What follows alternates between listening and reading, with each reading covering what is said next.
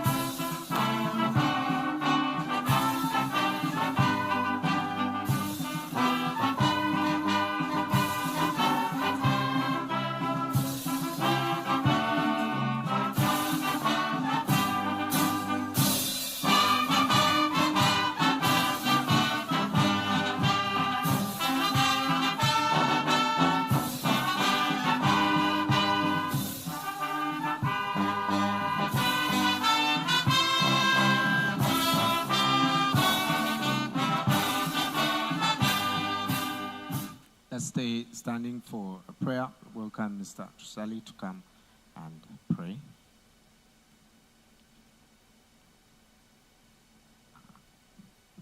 Let's humble ourselves for a word of prayer.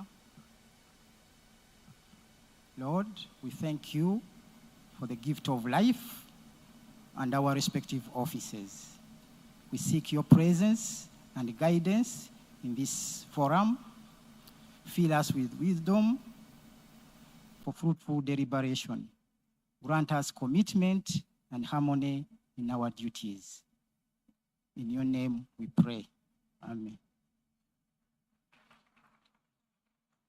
Thank you very much. You can be seated. First, start by asking the person next to you, what do you do? Ask them quickly. What do you do? Okola chi? Okola mutauni? Ask them, what do you do exactly? If the person tells you to a year man, ask them, because some of us are too serious this afternoon. Eh? Ask them, because some of you are also missing particular skills where you are. Ask them. Nice. Very nice. A reminder also, ladies and gentlemen, we are live on NTV, on air and online. So first turn to your neighbor and ask them, are you ready? Yes, jiteke koka makeup, so people can see properly. To our audience at home, wherever, or the office, please contribute to this conversation this afternoon and tell us how would you also like us to shape the creative industry in Uganda. Ladies and gentlemen, at this point in time, we're at a very vibrant intersection of innovation and opportunity. I don't know about you, but as a creative, this is the opportunity we have to take. Today's theme, the creative industry as a catalyst for economic growth, harnessing opportunities and supporting Uganda's creative talent, enables us to reflect on the remarkable potential that our artistic and cultural expressions hold for driving economic advancement and social progress. Other countries have done it, and it's time for Uganda to do the same. As we engage in these discussions this afternoon, I encourage us, please share insights and forge connections that will enable us commit ourselves to not just nurturing, but also uplifting our creative sector. We'll hear from different speakers this afternoon, including an incredible presentation from the Executive Director of the NPA on the opportunities, on some of the findings out there as NPA did its research about the creative industry in Uganda. Take it in, and also later, you'll have an opportunity to react. Without further ado, allow me welcome the chairperson of the National Planning Authority, Professor Pamela Mbabazi, to come and give her remarks. And can we give Professor a round of applause for dressing like a creative? Welcome. Thank you very much, Mr. Mlondo.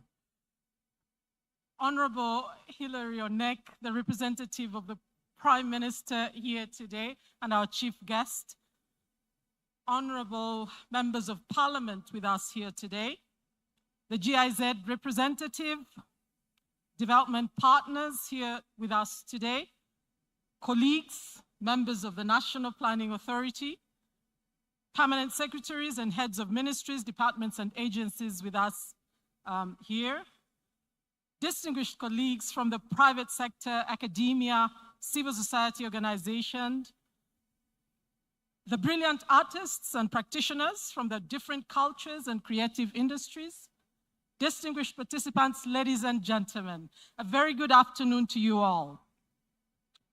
On behalf of the Executive Authority, management, and staff of the National Planning Authority, and on my own behalf, I would like to welcome you all to the 14th National Development Policy Forum, and I take this opportunity to thank you all for honoring our invitation. We can't take this for granted. We thank you, and I'd like that you clap for yourselves because this is an opportune moment. The National Development Policy Forum is an initiative of the NPA to provide a platform that enables the public understand, debate, and appreciate the challenges that stand in the way of achieving Uganda Vision 2040 in order to jointly participate in overcoming them. This particular forum, the 14th NDPF, is on the theme creative industries as catalysts for economic growth, harnessing opportunities, and supporting Uganda's creative talent. I wish to also express our heartfelt gratitude to the GIZ Uganda for accepting to partner with us on this particular forum. GIZ, you've been our partners in progress, and we really want to thank you in a very special way for even reaching out to support us in creating a conducive environment for the creatives to be able to really begin thinking on how we can, as a country, promote our youth to really exploit their full potential. So thank you, and we can't thank you enough. Your unwavering support has enabled NPA deliver on its mandate by studying, publishing independent assessments of key economic and policy issues so as to increase public understanding and participation in socio-economic policy debates. So this is not the first, and we hope it won't be the last. Distinguished guests, ladies and gentlemen, the National Planning Authority is cognizant of the significance of the creative industries to the economy, particularly through job creation and income generation.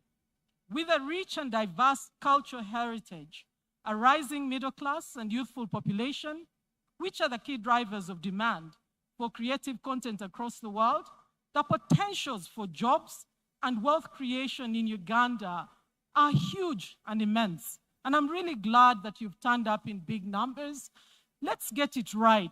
Tell us what is required, what government needs to do, what partnerships we need to put in place, and we also start a Uganda Wood or some sort of that nature so that we can really propel ourselves to the next level.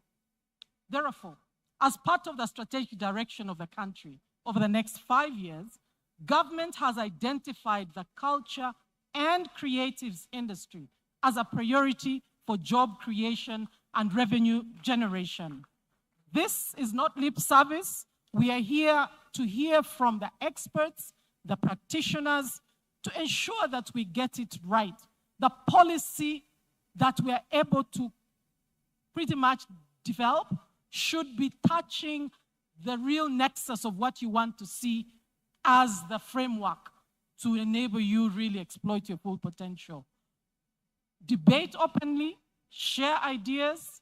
You don't all have to agree, and there is no idea that is not right. Let us really openly share insights, design, think together, and come up with ideas that can inform that policy that will take us to the next level. So although numerous gaps continue to persist within this industry, I think with its contribution to Uganda's economy, we will really be adding value to the Uganda we want if we can fix the creatives industry. So in order to fill these gaps and formulate strategies to improve your performance, particularly of the different creatives in Uganda, and NPA undertook a diagnostic study, and that's why we're here today, on the culture and creatives. And we want to present to you the findings of this study.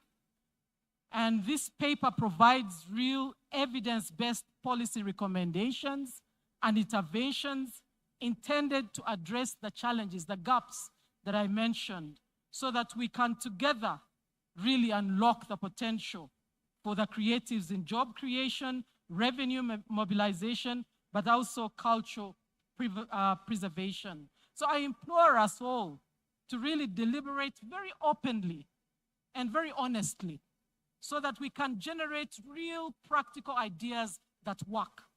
I want us to move from the skies and be realistic.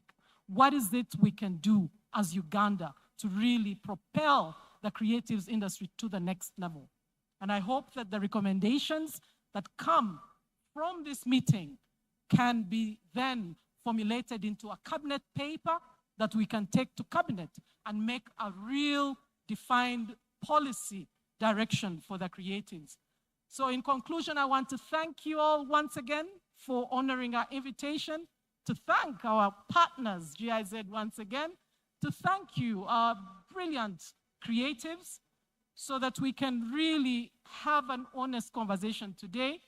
And I hope that at the end of the day, we'll come up with a uniform position that will guide our creatives in the days, weeks, months, and years to come. I wish us all fruitful deliberations for God and my country.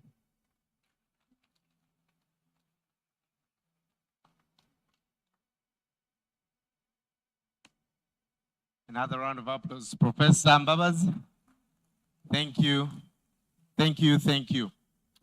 Just so we know who is in the room, I just want to know, by show of hands, we have, of course, Uganda Music Federation over here.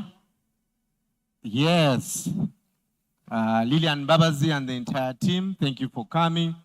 We have members from the film industry. I see you over here. Please put up your hands. See, yeah, Mr. Bujingo. Hey, okay. But that's cool because you're very tall. Sorry. I'm going to be jabbing some of you today. It's my only opportunity.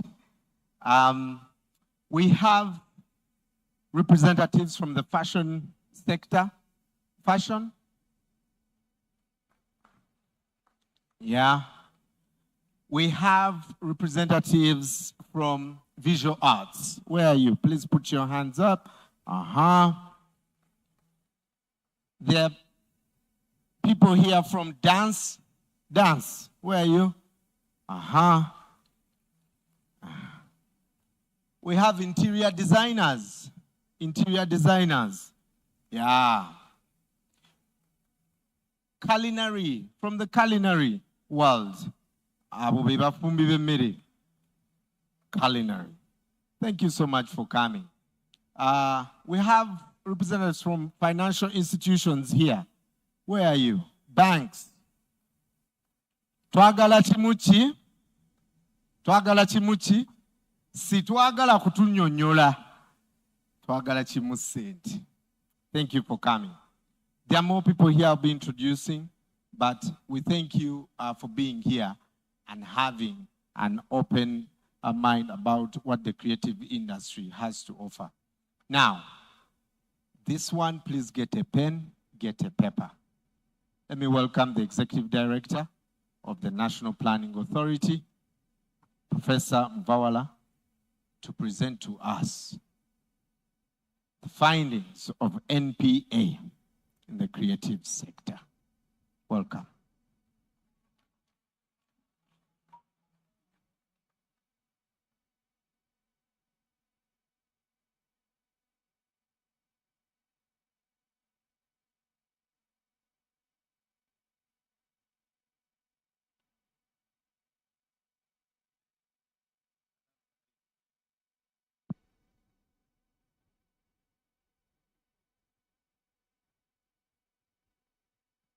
Good afternoon, ladies and gentlemen.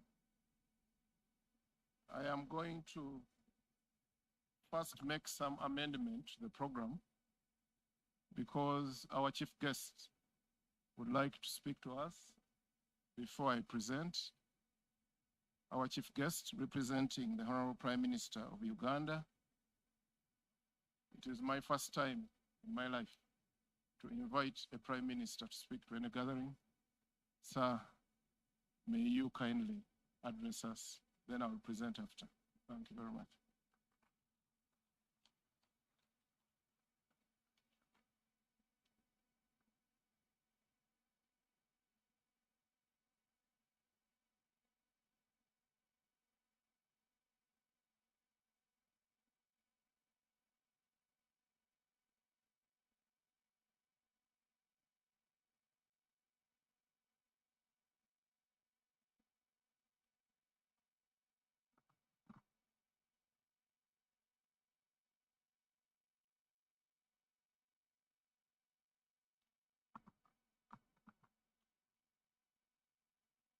Ministers present.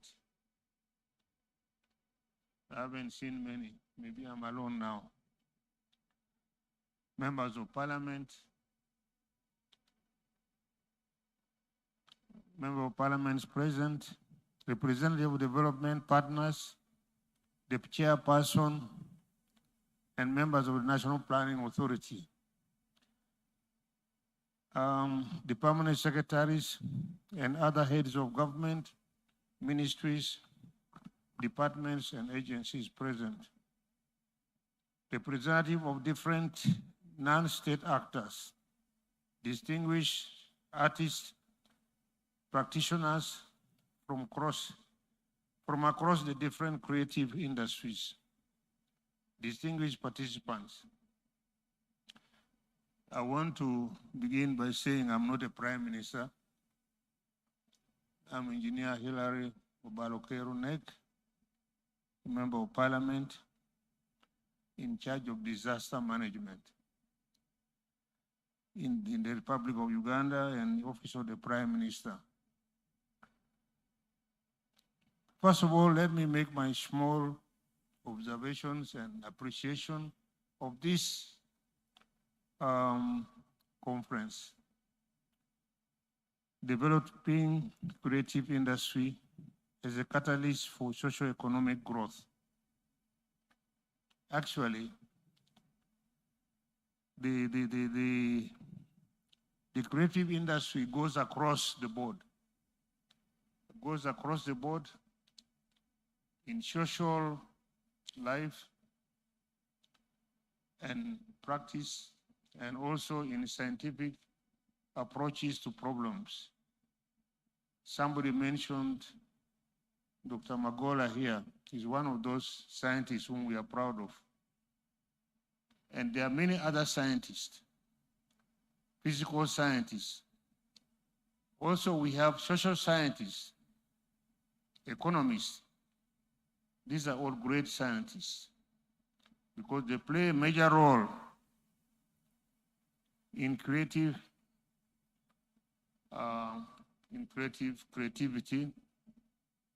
particularly to be creative. The product of creativity, the product must be beneficial for human beings and applicable, applied science. Because my background is from applied science. Not only in social, but also the other applied sciences, the other ones. And they must be useful to humanity. The application of the products of creative industries must be making work easier to do in our direction of applied sciences.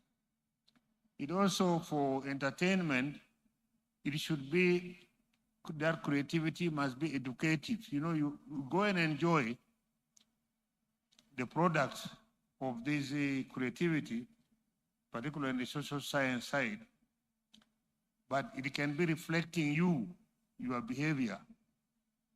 So when you see your behavior, they become an amusement, but that behavior is good enough to really realize where sometimes you do things in a ridiculous way or something which is, you know.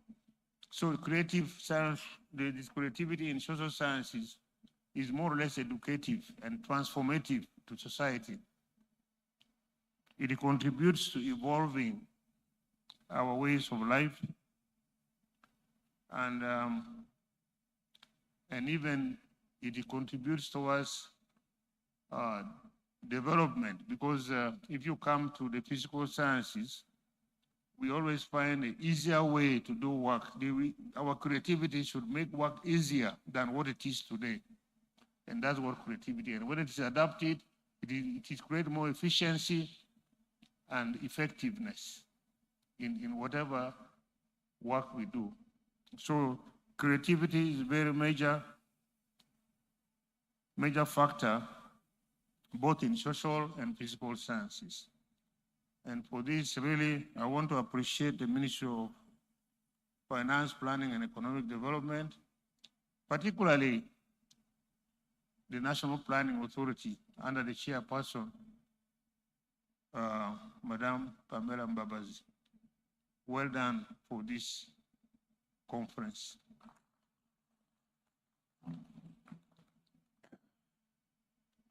It deserves the flair by which it has started. It started with a big flare of music, dance, and it was beautiful. So we really appreciate even that one. With those few remarks of mine, let me read now the Prime Minister's speech. That time you focus on me like a Prime Minister, although I'm not.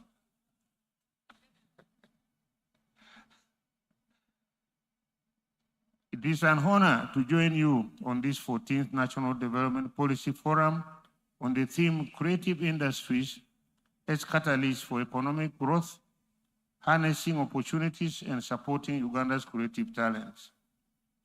I would like to thank the National Planning Authority for providing this platform.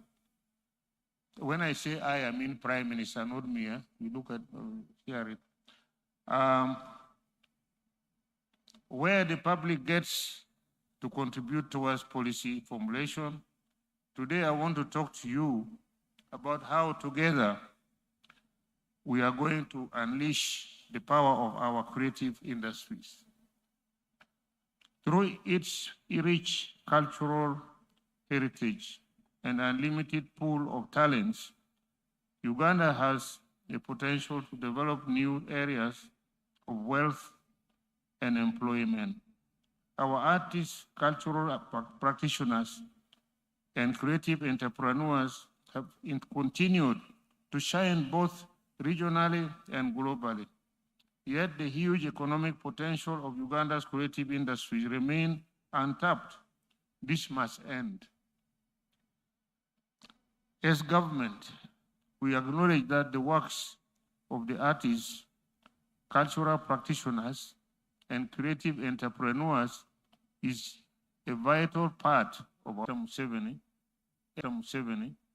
is committed to supporting the cultural and creative industries through a multiple-pronged approach to address their challenges and harness the opportunities therein.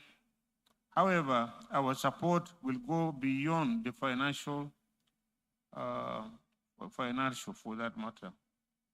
For instance, through the Ministry of Gender, Labor and Social Development, we shall continue to protect our cultural heritage and promote our cultural diversity, which are sources of inspiration and strong determinants of creativity.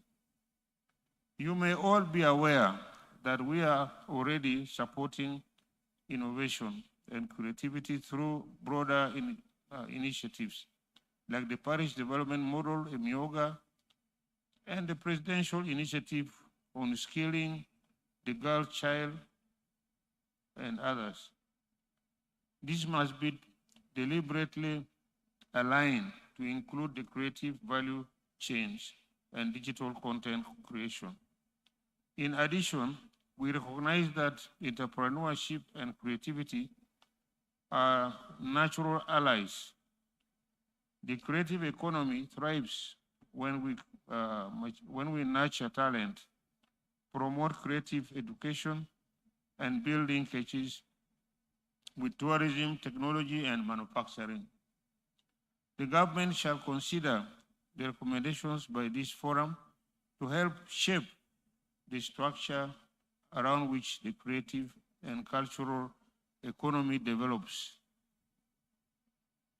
Your views regarding, among others, copyright, that is intellectual property, protection, local creative infrastructure, and cultural facilities, technology, internet quality and accessibility, tax regime, education, policies from school to tertiary rights, and status of artists, as well as the financial and administrative support, are welcome as we develop consensus, not only a popular way forward, but a realistic one.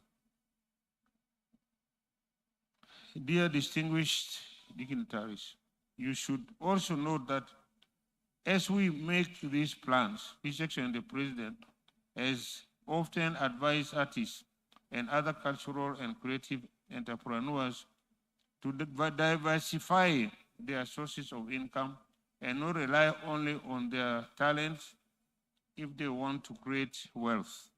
The NRM government believes that each adult Ugandan must make sure that he or she belongs somewhere in the four sectors of the economy: agriculture, industry, services, or ICT. The creative industry belongs to the service sector, which also includes transport, hospitality, salons, and medical care, accounting and auditing, preaching, etc. However, you cannot do music or preaching, you cannot do music or drama if you don't have what to eat. That is why we advise that as the artists specialize in the creative arts, some of the young people should also engage in the agricultural sector, including crops, livestock, and fisheries.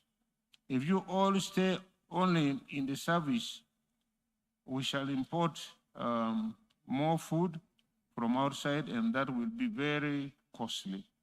The ICT sector also enables people to provide services to organizations in different geographical locations through the internet in what we call business process outsourcing, and earn some money, good money. Last but not least, tracking the performance of the sector is of utmost importance. Ugandan Bureau of Statistics and Bank of Uganda should start tracking the economic contribution of the creative industry, including employment, revenue generation, and exports. This will guide the government to monitor the impact of initiatives aimed at fostering growth within the creative industry, formulate evidence-based policies, allocate resources more efficiently, as well as inform future planning. As I conclude, I call upon all stakeholders, including the artists and culture and creative practitioners and entrepreneurs, development partners, the academia, civil society organizations, and the private sector to join together in this endeavor. I believe that together we can create an environment where every creative person has an opportunity to thrive, innovate, and contribute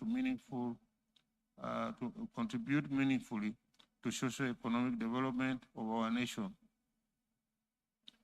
With these few remarks, so I declare the 14th National Development Policy Forum officially open, I think.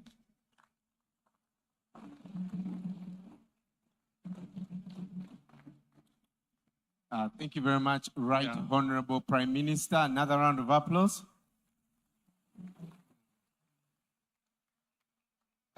Finally, on my own, I want to add some small thing. That we must patent any product of innovation. I do recall very much I lost when I designed Karuma hydropower station. I didn't patent it. And when later on now it's built,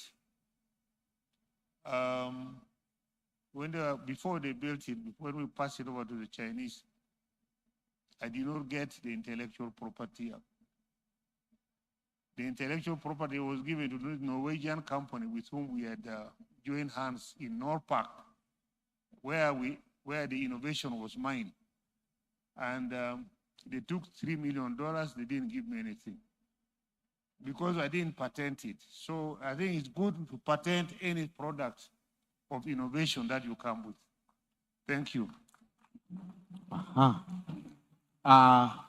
Honorable Hillary, I'll request you to please stay on the stage. Please stay on the stage. Otherwise, I'm going to patent the stage. Let me welcome Professor Mbabazi, Professor Mvawala, please come. Representatives of the different sectors, film, Ragadi, please come. UMF, please come to the stage. Honorable Mutuzo, please come.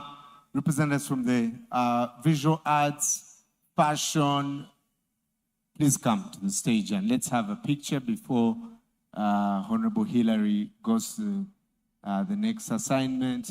GIZ, please come.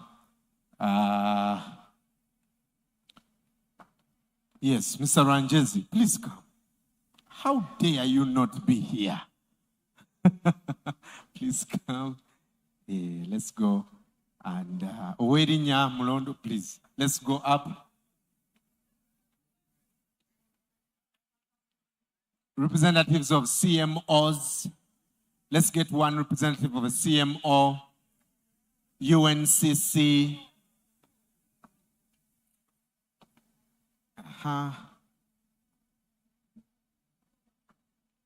NCF, please come. National Culture Forum, both government and private sector. Tunajawo. Tuli banji. Abamu bajje wano wansi. Abamu bajje wansi. If you're gifted by nature, please come down. The picture will capture all of you. Honorable Magola. The minister is tall enough. Okay, we have that picture. So that picture is what we are going to put on the front page of the Daily Monitor New Vision tomorrow. Eh? Are we together? We are taking the headline tomorrow. Yeah? All right. Everybody say cheese. Penne. Wonderful. Wonderful. Thank you, thank you, thank you.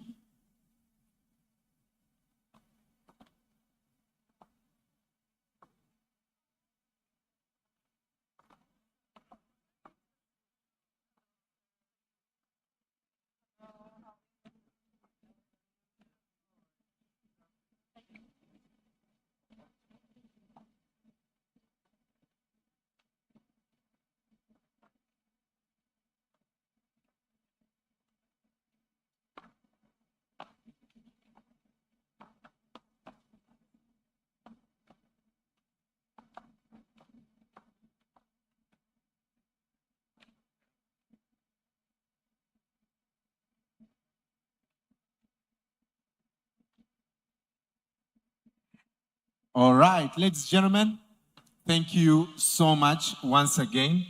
We'll allow the minister to leave so he can go and work on other assignments. Are you as shocked as me that he missed out on $3 million? I think we should just randomly design Bwaise Dam. You never know, one day someone will design it. Thank you, Honorable, for coming. Now, I'd like to welcome Professor Mvawala to come and present to us the findings in the creative industry.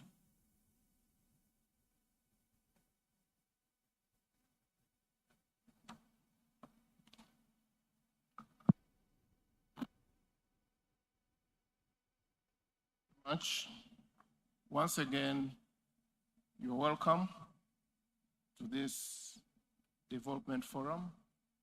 Ladies and gentlemen, first and foremost, I am always very careful with the audience.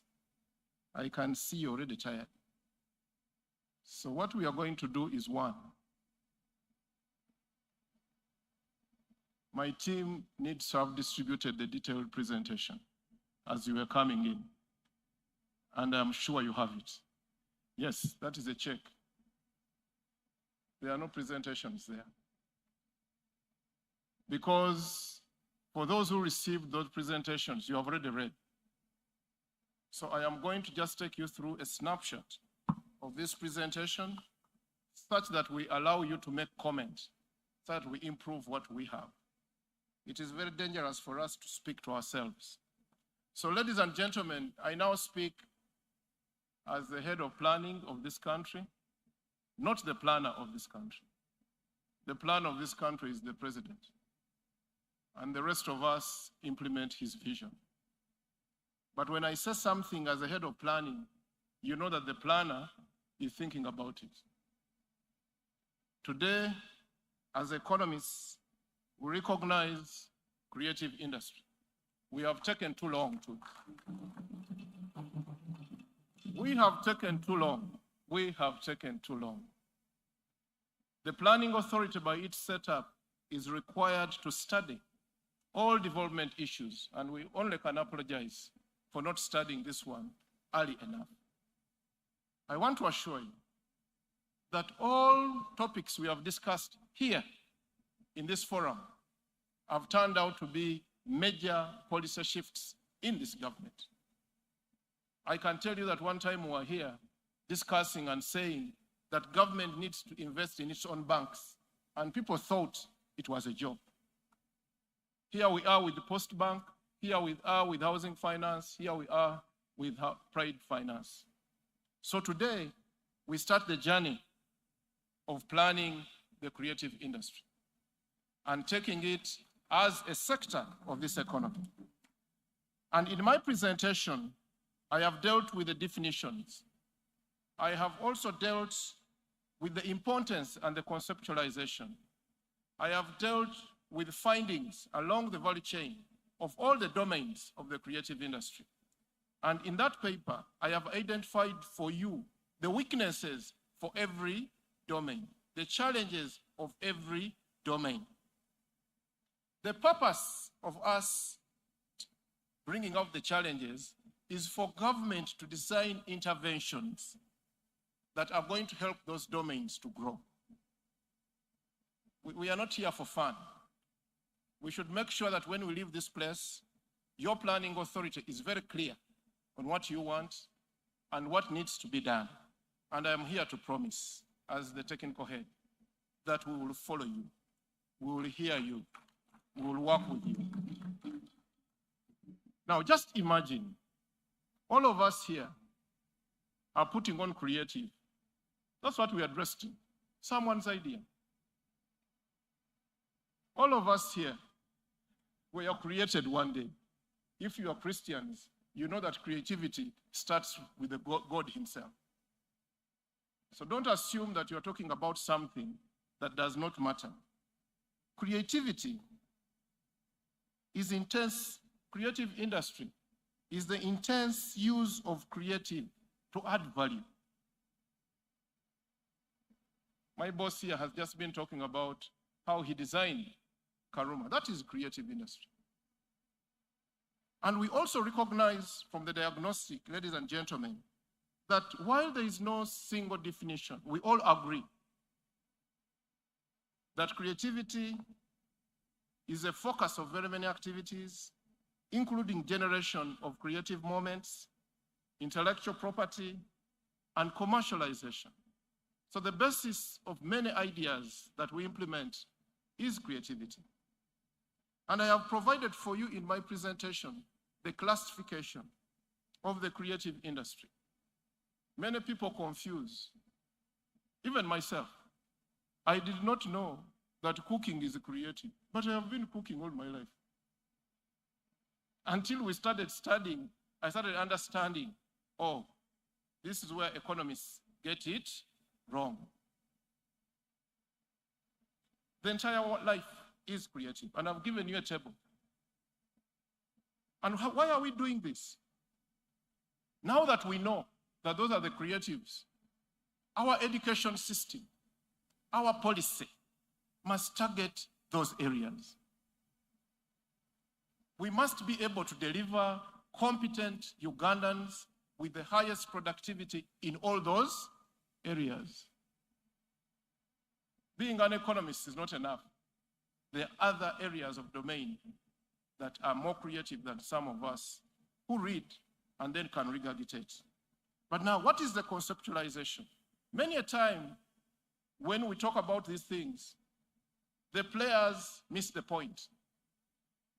You use the emotional arguments.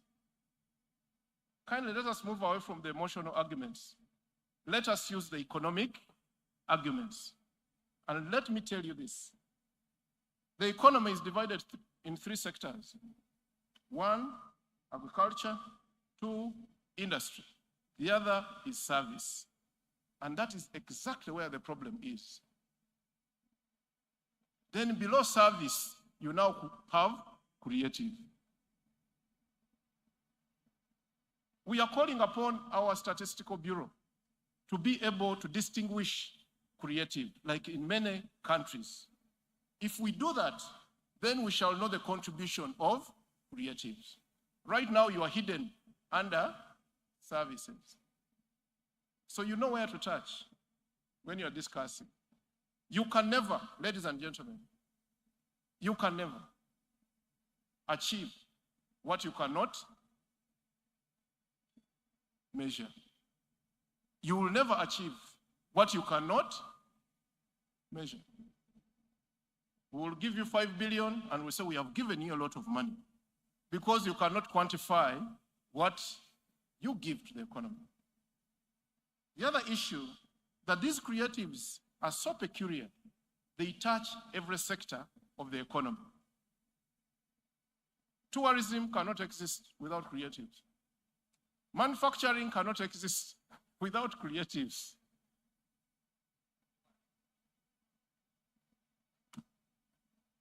Everything connects to the creatives. So there is an economic justification for investing in creatives. 2, creatives employ the most vulnerable section of our population, the youth and the women.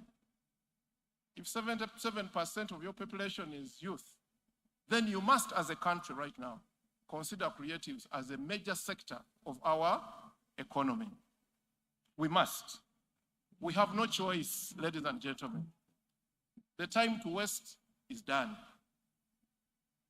Creative is the thing because it is more inclusive than any other sector. The job opportunities are given. And we have looked at a lot of things.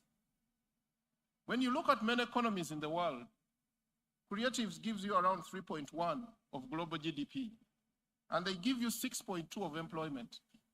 I want us to have a number like this for Uganda. We should not just say creatives are under services and therefore we need a number, our statisticians. We need a number. We need the contribution of creatives to GDP. We need you to do this. And ladies and gentlemen, having said that, it has a social impact, it has a religious impact, it has a health impact. Now, let us talk about what kind of ecosystem should a good creative industry need.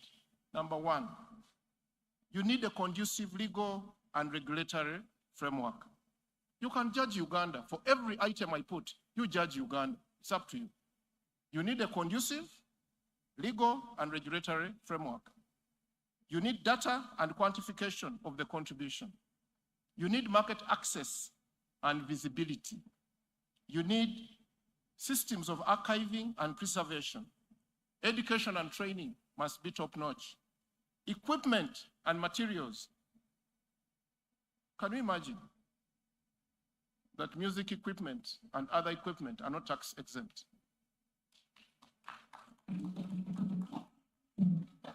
But who tells you that these are not inputs for production? These are inputs for production. So my sister, the Honorable MP, we need exemption in this area because these are inputs for production. We need appropriate infrastructure. Can you imagine you have only the National Theatre in the whole country? Only with a capacity of 377 people to a country whose population is going to become 60 million by 2040. I could even stop my presentation here. Because I think I have made the point. I have made the point. I am now talking creative. And the next thing I'll address creative. And I'm not going to take you through other presentation, multiplier effect. That is economics, very simple, that you do something and it multiplies and multiplies and multiplies. Is it nera, nera, nera? Again and again and again. If you want employment opportunities, go creative. And when we're doing this study, we like being very theoretical, so we use the value chain, those words, the value chain. But you read, you will see, it is not very complicated. From beginning to the end, all the inputs and all the processes to give you the end. Now, in our diagnostic, these are our findings. This is where I want us to look. And this is what we must do. That number one, I've already talked about, there is strong interdependence between creative domains. All domains relate to each other. None of them can survive without the other. So please, when you're doing a strategy for creatives, don't tell me you're going to invest in this domain and not the other domain. We must invest in all domains. We are all aware of the jobs that come. That is obvious. I will not discuss that. Now, we are finding out that some of the laws and regulations stiff for your work. Do I have UNCC here? Yes, you are the most outdated agency.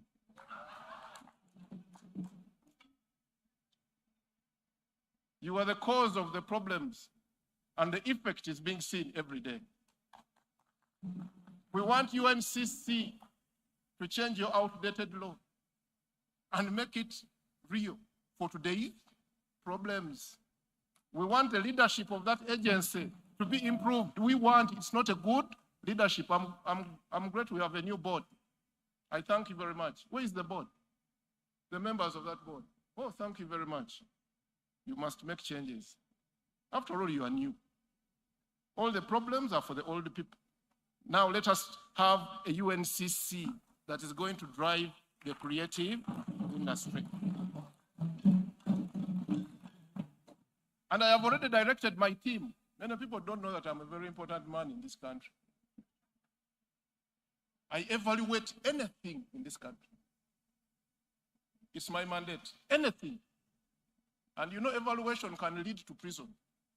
I have directed my team to evaluate what has been happening in UNCC. And my team is here. Whom did I direct? Are you here? Madam Navido, director. We must evaluate. We must help this board to improve. We must follow the money. What has it been doing? And where has it been going? So we see these laws, the copyright and neighborhood rights laws, 2216, they do not take cognizance of certain things. They do not take into account management of digital rights, escalating privacy, limited appreciation of royalty. You go to the other one, stage and play. It clamps down on artistic impression. How can you clamp down on artistic impression in creativity? So what we are saying, and I don't want to go through law by law, but there is a liturgy of all laws that do not allow you to perform. And many times when I hear people say, we just want the money, you are wrong. You want the environment. You need no one's money in creatives. All you need is the right environment to prosper. You don't need the money from anybody. Let us give you the best environment to survive. That's what the study finds. Now, the study also finds weak coordination among regulators. There is no one looking at all these people. You can see the liturgy. Very many of those fellows. And in government, each of us is a king. Each of us is a Chabazinga with a Katukiro. So you sit where you sit and you work as if you are alone in this government. So now we need a strong coordination mechanism. And I am so happy that my minister is here. of culture, we need a very strong coordination mechanism. I don't know what you will call it.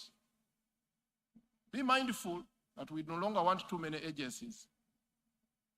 You need to look at creating a strong coordination mechanism.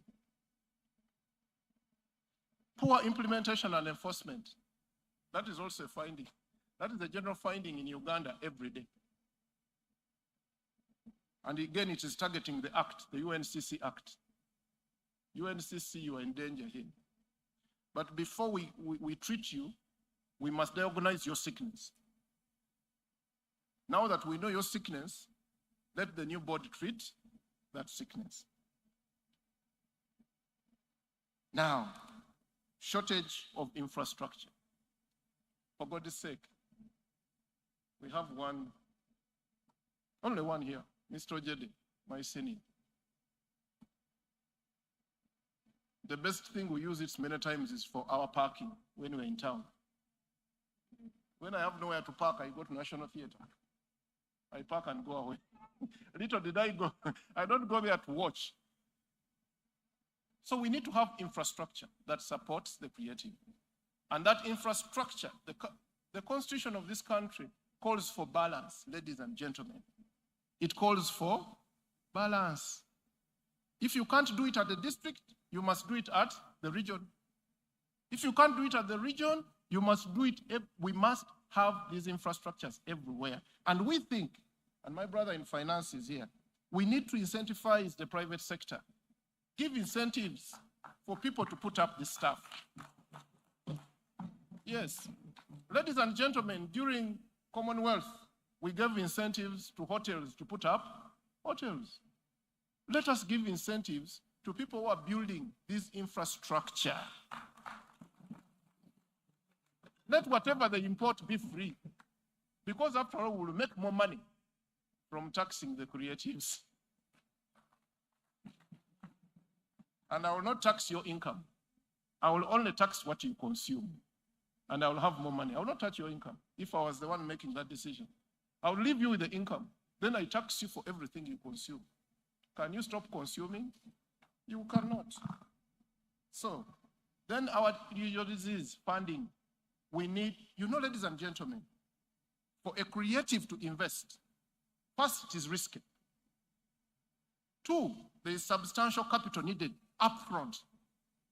You must invest in the video before you get money out of. But now look at the financial systems. Are they designed to help the creatives?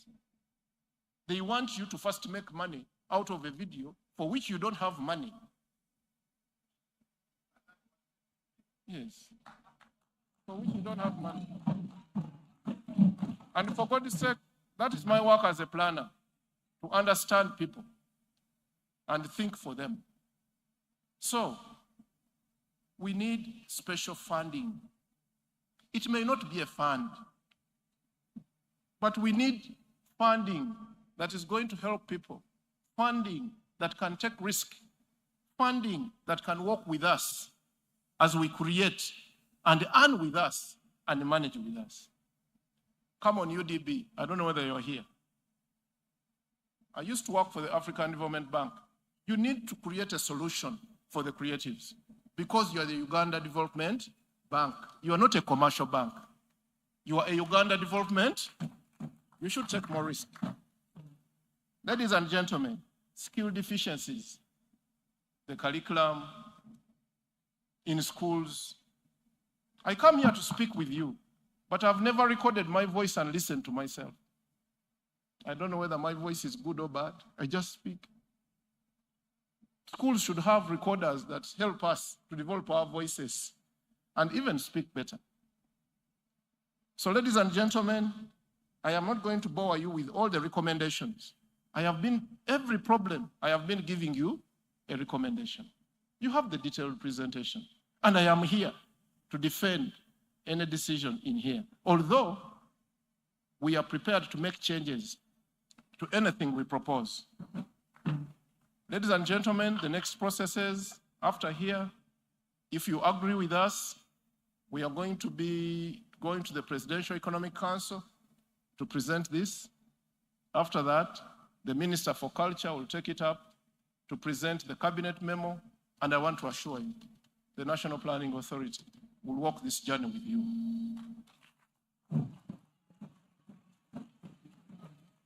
And as long as I'm still the technical leader of that institution, we will walk this journey with you.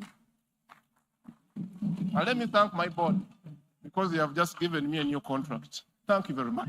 So I am still here. I am still a necessary evil for the next 4 years. Let us walk this journey together. I thank you. Let me thank the people who presented this paper. Dr. Ngovi and team. Dr. Mate, you stand up. Dr. Mate, leading the team. Dr. Ngovi. Where is Rachel? Where is my lovely Rachel?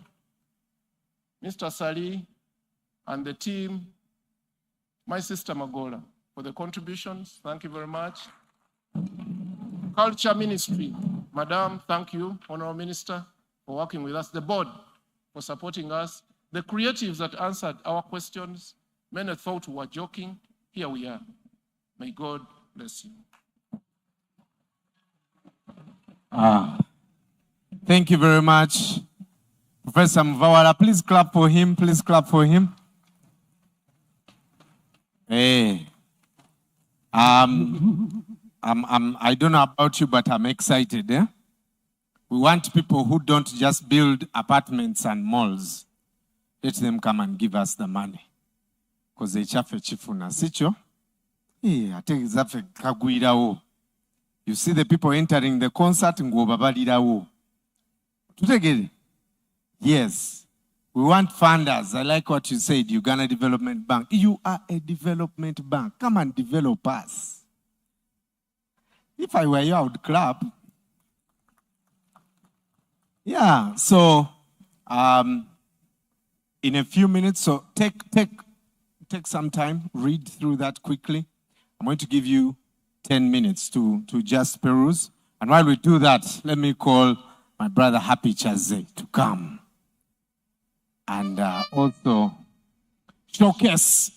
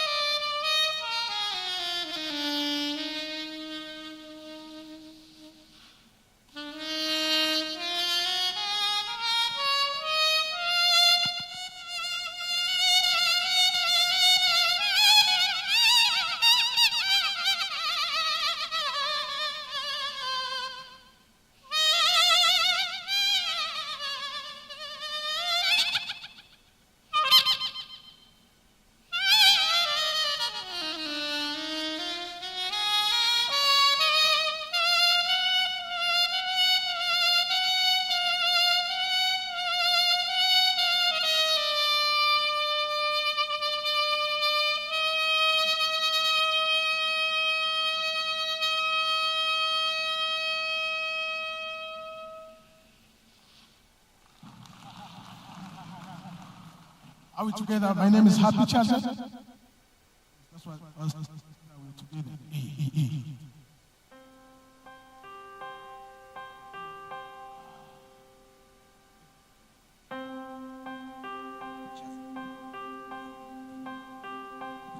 Well, my name is Happy Chaza.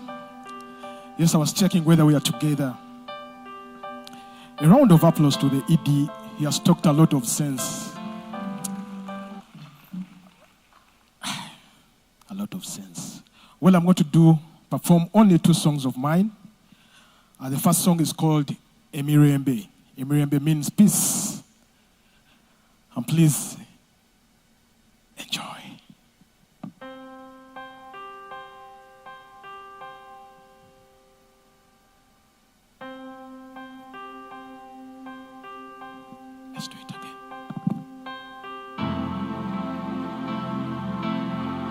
Let's repeat it again, teacher. Let's repeat it again.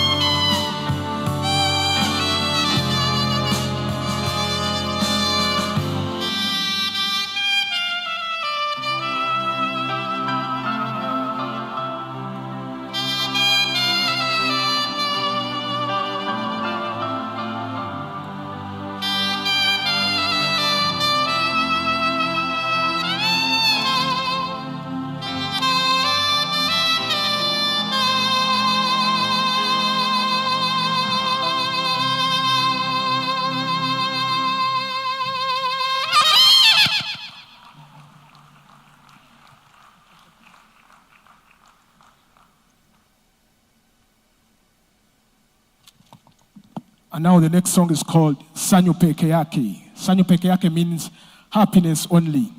Remember, my name is Happy Chaze. It means esanyulize. Esanyulize jemuli. Mwekubile kumbugalo.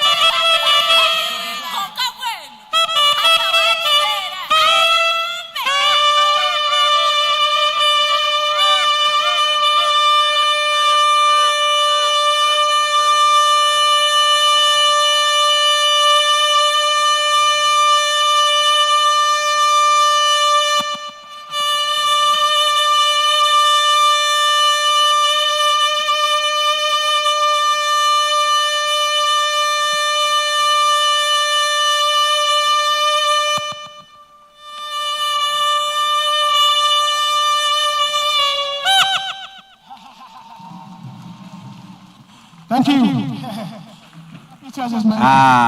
Happy Chaze. Come. So, happy Chaze. Ofuwa. Omulere. Can we clap for him? Let's clap for him. What's the name of the album? Sounds of Hope. Sounds of Hope, and this is a Sanyulize. Nice. Film needs this guy, yeah, because we need to create our own music. Professor Mvala talked about interdependence. I think, let me broker a deal right now. I think,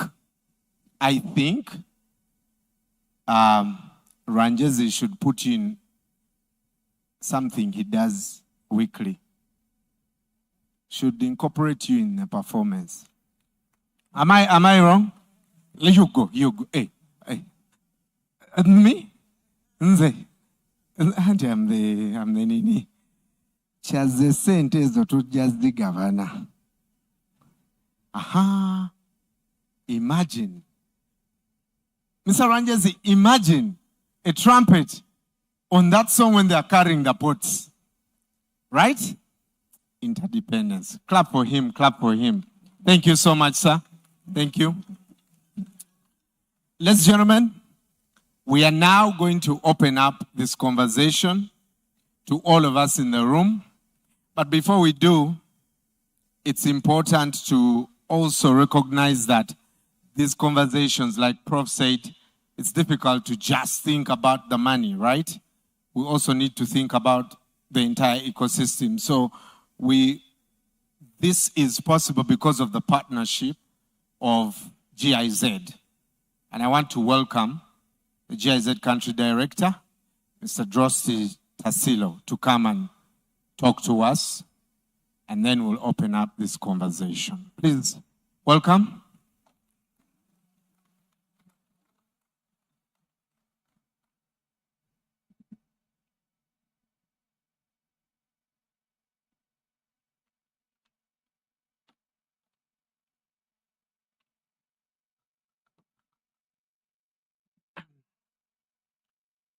So the cabinet and state ministers in attendance, the executive director of the National Planning Authority, the chairperson of the Uganda Parliamentary Forum for Creative Industries, representatives of development partners, but most importantly, dear creatives, dear members of civil society, of the private sector, all those that make it possible to have so much creativity in Uganda.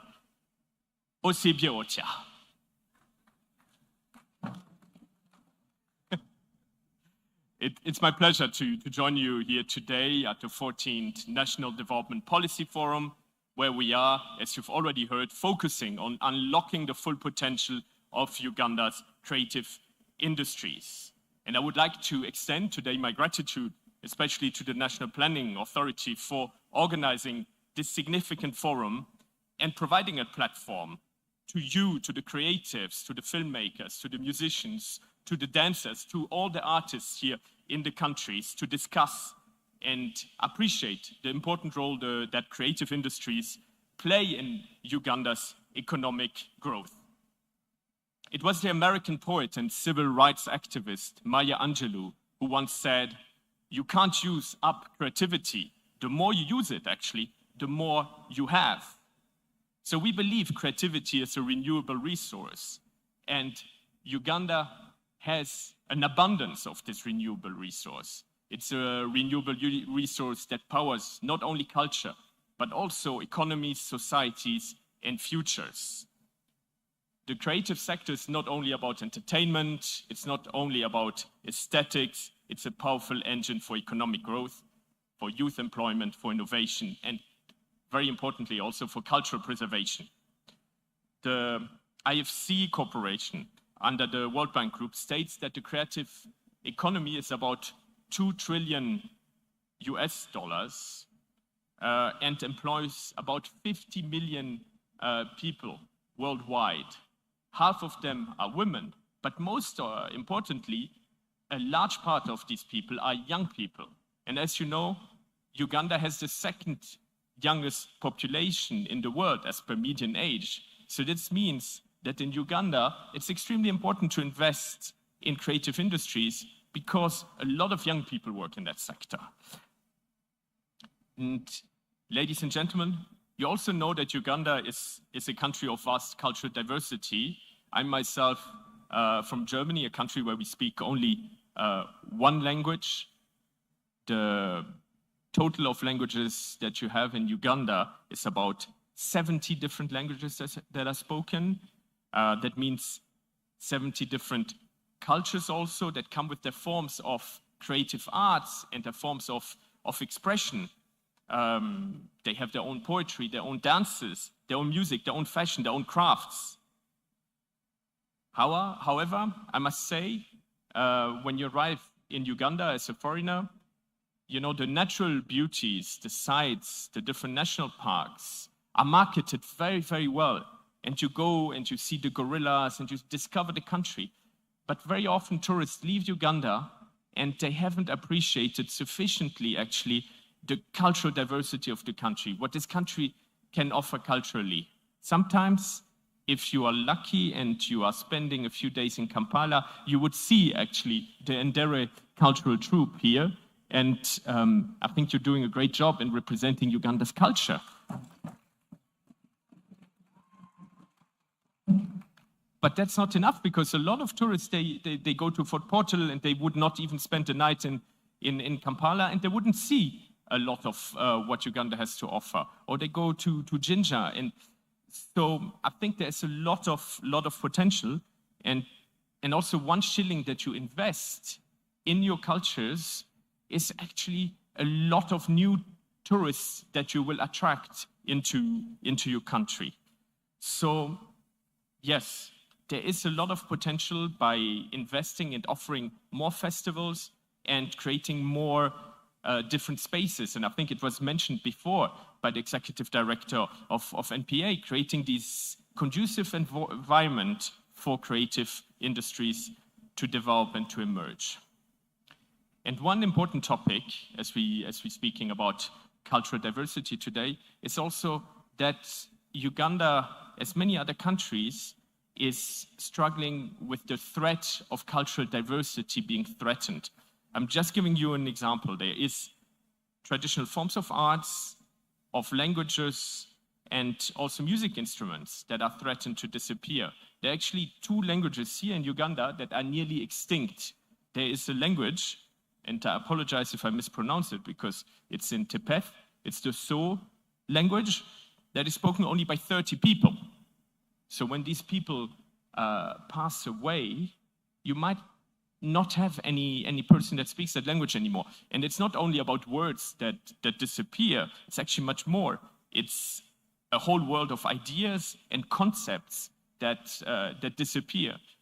You know, you probably have sayings in Luganda that mean the same things than sayings in English, but they are imagined differently. I'll give you an example. In my language, to kill 2 birds with 1 stone is actually killing 2 mosquitoes with 1 clap, or 2 flies with 1 clap. And so someone who speaks English has a different image in mind than someone who speaks German. And probably a Tibet has a different image when he's in mind. But this image might disappear forever if this language disappears. So I think I wanted to highlight this to ensure that you connect also the potential of your creative industries with also preserving your rich cultural heritage, because once a language disappears, once the culture disappears, it will not come back. So ladies and gentlemen, it's an honor for GIZ, which is an implementing agency of the German government, to be a development partner involved in this very important process to harvest the potential of the creative industry in Uganda. Today's forum is the culmination of a process that started last year when our long-standing partner, the National Planning Authority, supported by our Governance and Civil Society program, which is co-funded by Germany and the European Union, initiated a countrywide study on leveraging the creative arts industry for job creation and revenue mobilization in Uganda. through consultations with creatives at regional and national levels, we heard the stories and the struggles of the sector, the aspirations and the challenges that you're facing. And what was presented today is actually a very condensed overview of what the challenges are and what the proposed solutions are. And now is an opportunity for you also to come in through the conversation that we're going to have today and to give your ideas, to make your observations. So my plea to you is to use this opportunity you have with the NPA, a national planning authority that really wants to engage you, that wants to listen to you, and wants to see what your proposals are. So at GIZ, we are proud to align our support with the NDP, and we've been supporting NDP also throughout the process of the NDP4 while using a human rights-based approach. A human rights-based approach ensures the participation also of vulnerable groups, of women, of youth, of persons with disabilities, those that are not that close to power and that also need to contribute to shaping the decisions that are taken. And I want to congratulate the NPA for the inclusivity of this process. The adopted development plan takes into account the needs of the ones most left behind, for example, the ethnic minorities whose issues are included in the plan for the very first time. So yes, thank you very much, NPA, for leading this very participatory process that will guide the development of Uganda, and also for emphasizing the importance of creative industries for the growth of Uganda. In reflecting on the role of creatives, I'm reminded also of the words of Chinua Achebe, who said, "Art is man's constant effort to create for himself a different order of reality from which is given to him." Uganda's creatives, through music, film, literature, so all of you, also through fashion, crafts, and design, you are shaping new realities. You are telling untold stories. You're imagining new futures that bureaucrats and people like myself wearing suits and ties cannot even imagine. So the recommendations, your recommendations, are very important to be taken up. They will not only boost youth employment, but also drive Uganda's transition into a knowledge and innovation-driven economy. Ladies and gentlemen, let me also finish by emphasizing that for creative industries to flourish, as mentioned by the ED of the NPA, a conducive environment needs to be in place. Freedom of expression and freedom of assembly are the bedrock of a free and vibrant creative sector. Moreover, the importance of CSOs for cultural life and the development of cultural industries cannot be overstated. Without a vibrant and innovative civil society space, many artists and talents wouldn't be discovered and nurtured. Artists, and that was also in the report, need spaces where they can meet, where they can create and inspire each other. As an artist, very often you get an idea because you've interacted with another artist and you got inspired by a song you've heard or by a painting that you saw. And for that, you need these spaces, multidisciplinary spaces where artists can influence each other and inspire each other. In addition, obviously, government, as you heard, has a very important role, making sure that the legal framework is conducive for creative industries and leverage the full potential. We've heard about the importance of protecting intellectual property rights, that there is also potential to look at the right tax system that offers incentives. But then also it's important that you have, that you support creative education schools, but probably also that there are schools for people, for filmmakers, for music producers, and that these are regularly producing people from the top level, because the competition also is very, very big. If you listen to music nowadays, there's a lot of African music, even in Europe. In next month or in 2 months, there's a big Burna Boy tour across Europe.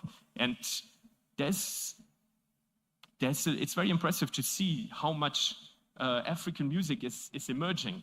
But it also requires, on the other hand, that to have a very professional environment, because the Nigerians, well, they've already started since a long time to invest heavily in their creative industries.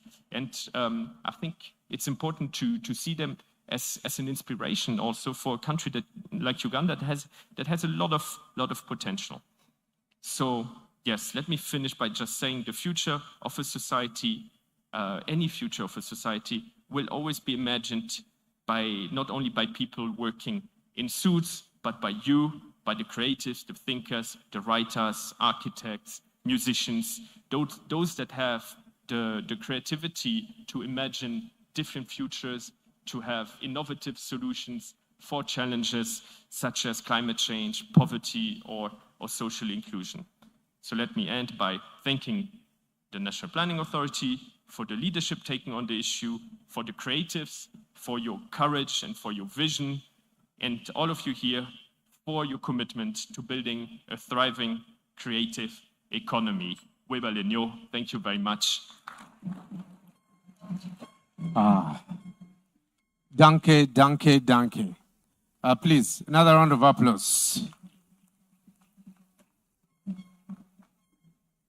I want to recognize a couple of people in this room, a couple of agencies in this room who are going to be part of this conversation. Makerere University Department of Performing Arts, where are you? Where are you?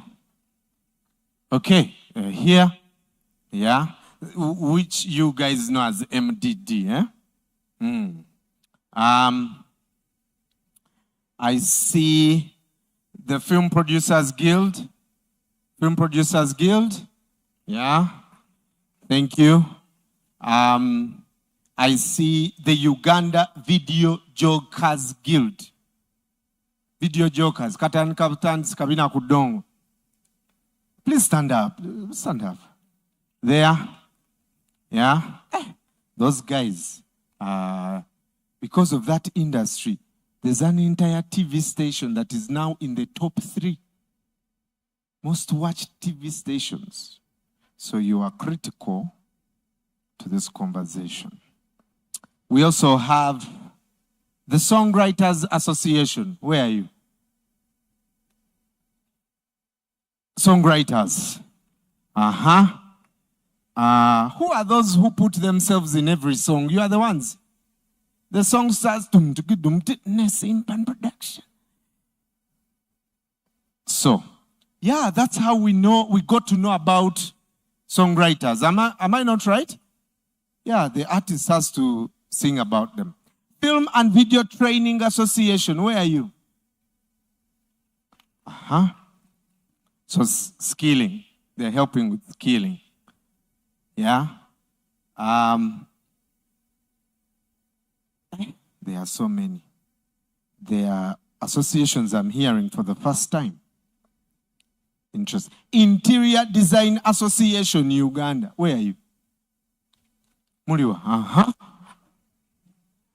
There's also this one, Uganda National Bouncers Federation. You know, you have to be creative in the way you bounce. Don't just bounce people off the stage. But no sibe ba bouncing a maikorosi bano. Omusajja mwamujjako ku stage na ikali.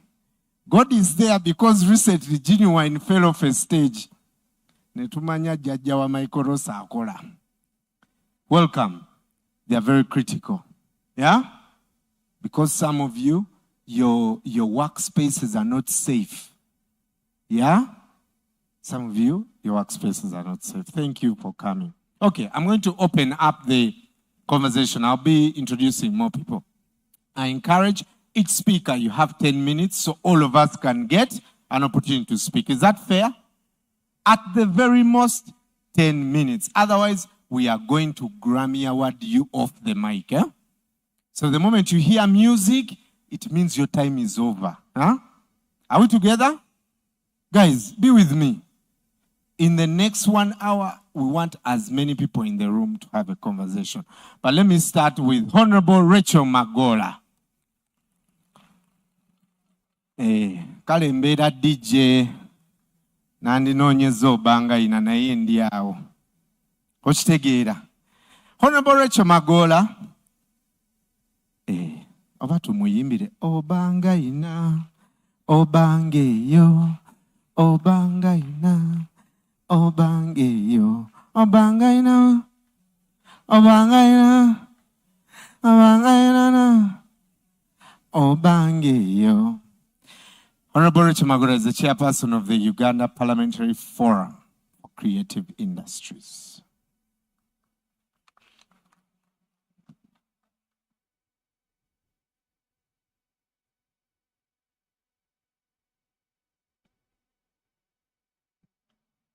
One, two. Okay, thank you very much. I'd like to recognize my minister. Honorable Minister, thank you for being here.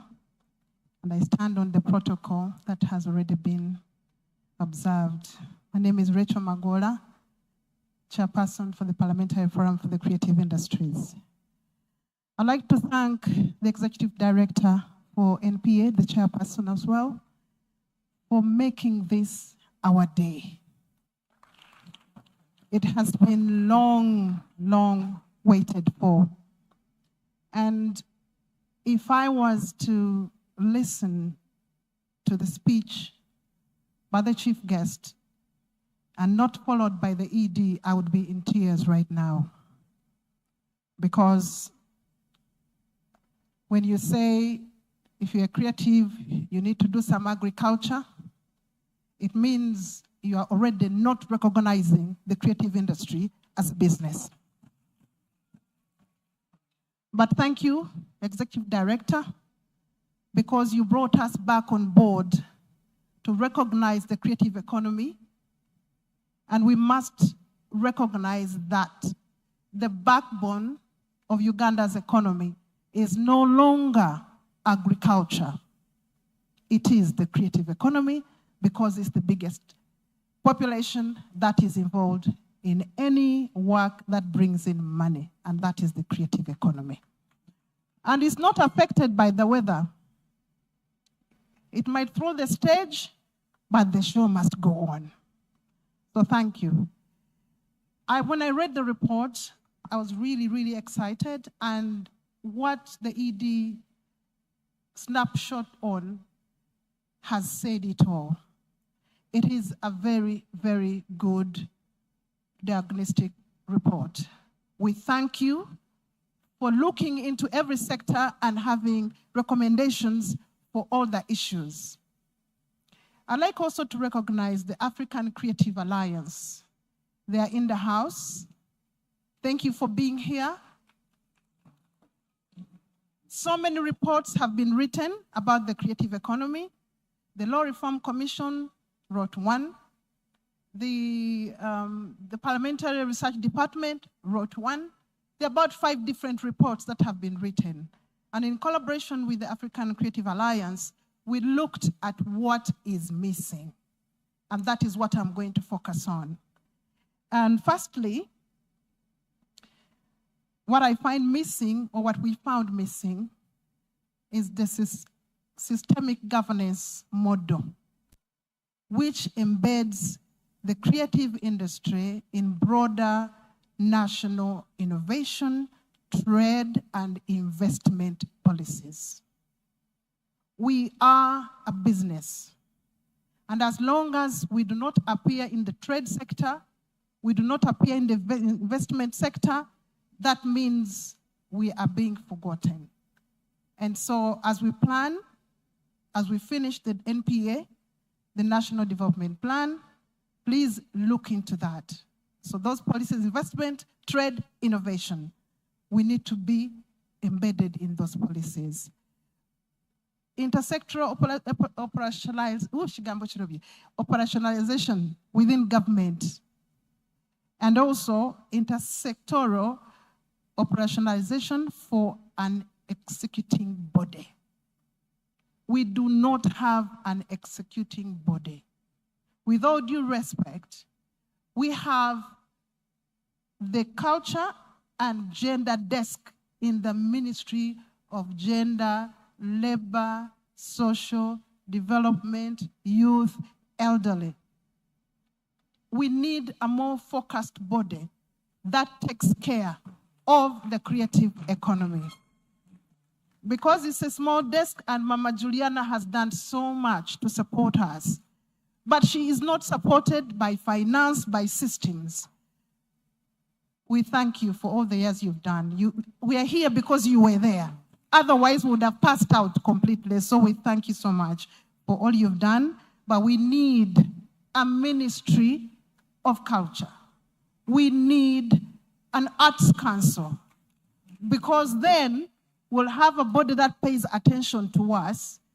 And in that way, we can correlate with all the other ministries and get a focused way to work. And in the spirit of rationalization, we can still be under the Ministry of Gender, but the body must be autonomous, has got its own budget line. Because what happens is all the little sectors that are scattered in the 6 different ministries, we are always the unfunded priority. So we hope that can be looked into as you finalize the plan. We need clarity. We need clarity.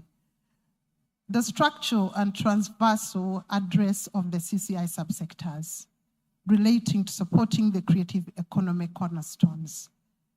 We talk about education. How are we talking, what are we doing in education to make sure that the people who buy the music understand why? In most countries, you will find that children are exposed to music at a very early age. At theater, they're exposed to theater. They're exposed to all kinds of art. So that even if they do not become practitioners in the creative economy, they are the consumers. An engineer, a doctor, a construction person will go and watch a play because their palate was prepared to appreciate theater. So we need to look into the cornerstones for education and training. We have clusters and hubs. We have the Innovation Village, thank you so much. That is existing, but how many innovation villages do we have? Like Motive, how many are there? How scattered are they around the country?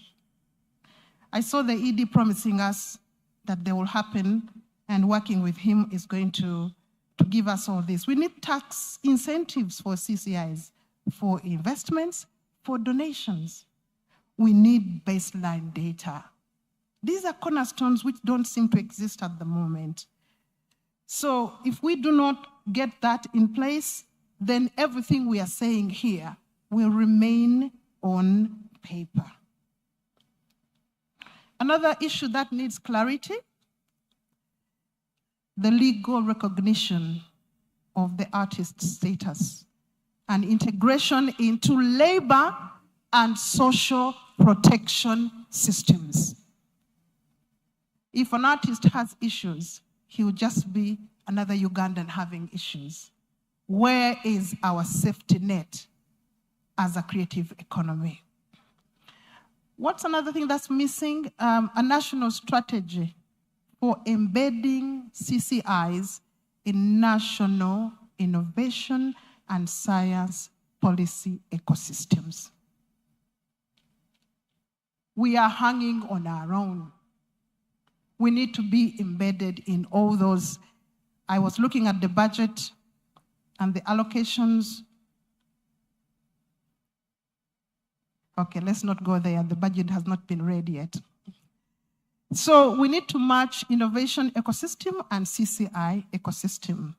We must acknowledge culture and creative sectors and the professions linked to arts and design creation as innovation drivers based on their skills and mindsets recognized by international research. Also, what I find missing is strategic investment facilitation instruments. Our report recommends increasing budgets under fund, but does not explore financial ecosystem architecture, including private capital attraction or impact investing. Instruments are needed that facilitates private investments into CCIs. The public funding thinking needs to shift to public investment mindset in a CCI's ecosystem that generates the economy. Also, the urgent need to revise how public funds are spent on culture and creative sectors. Ladies and gentlemen, we know for a fact that the government has done its best in trying to support the creative economy. But this public money which comes out, how is it distributed? Is everybody involved? Do the painters in Karamoja ever see the money that is allocated to the sector? And that is back to the problem of lack of systems. We need to have an avenue when public funds are given to the sector that it can permeate up to Kisoro. So I saw in the plan that we need those district committees, creative committees. That is in the 1959 Act. And to this day, we are in, which year are we in? 2021?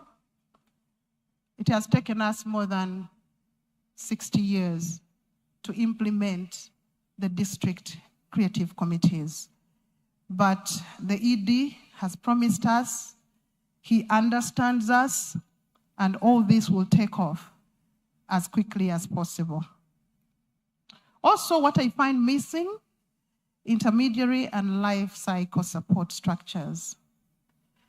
Clear life cycle pathways and support mechanisms for CCI entrepreneurs. Now, intermediaries as creative hubs, we have some of those. Incubators exist in Uganda. But these, if these were more recognized, supported and empowered by government, they would be even better in supporting professionals and entrepreneurs in the creative space. So, we need more hubs. That cannot be said enough. That kids in Gulu have an innovation village to go to try out what they can do. Everything is centered around Kampala. We need to move out because the talents are practically everywhere in this country. The strategy to leverage the African Continental Free Trade Area. The Ministry of Trade and all the regional protocols for market expansion. The creatives have real good work here. But when people go out for the trade conferences everywhere in the world, I do not think I have ever seen a creative sitting on those tables with Uganda in front of them. We need to be interlinked with the international community. So I'm requesting, Honorable Minister, when we have those world conferences, would like to see Ragadi sitting somewhere, representing us and talking trade to sell our work.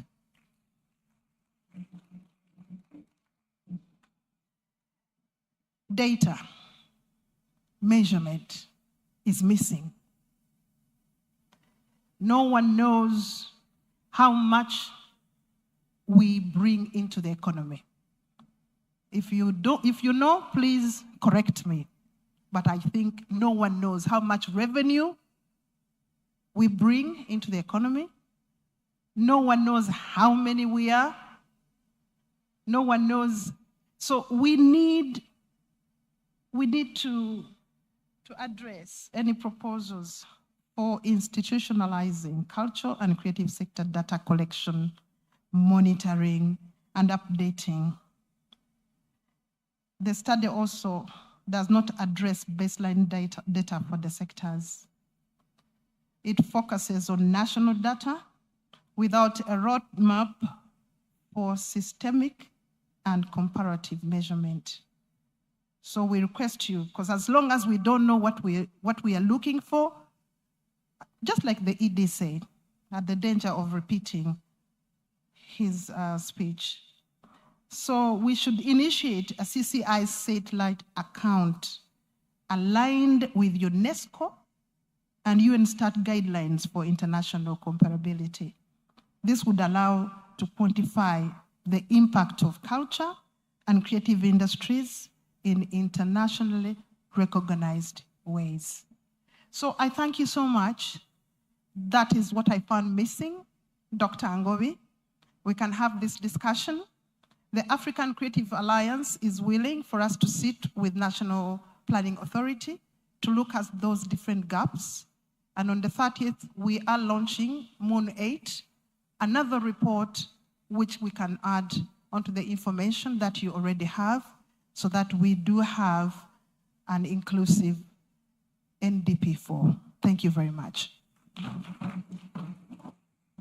All right. Thank you very much, Honorable. And as you can hear, Honorable, I love that you are talking matters policy because it has to start there, right? We clean it up at the top, then the rest should be easy. So on that note, I want to invite Mama Juliana to come. Honorable is talking about institutional framework, policy framework. How can that be strengthened to support the creative industry? So, Mama Juliana, please come from the Ministry of Gender, and you tell us, you've been supporting us for a long time, but now we want solutions. How can it be where you sit? How can these institutional frameworks be strengthened so the creative industry can benefit?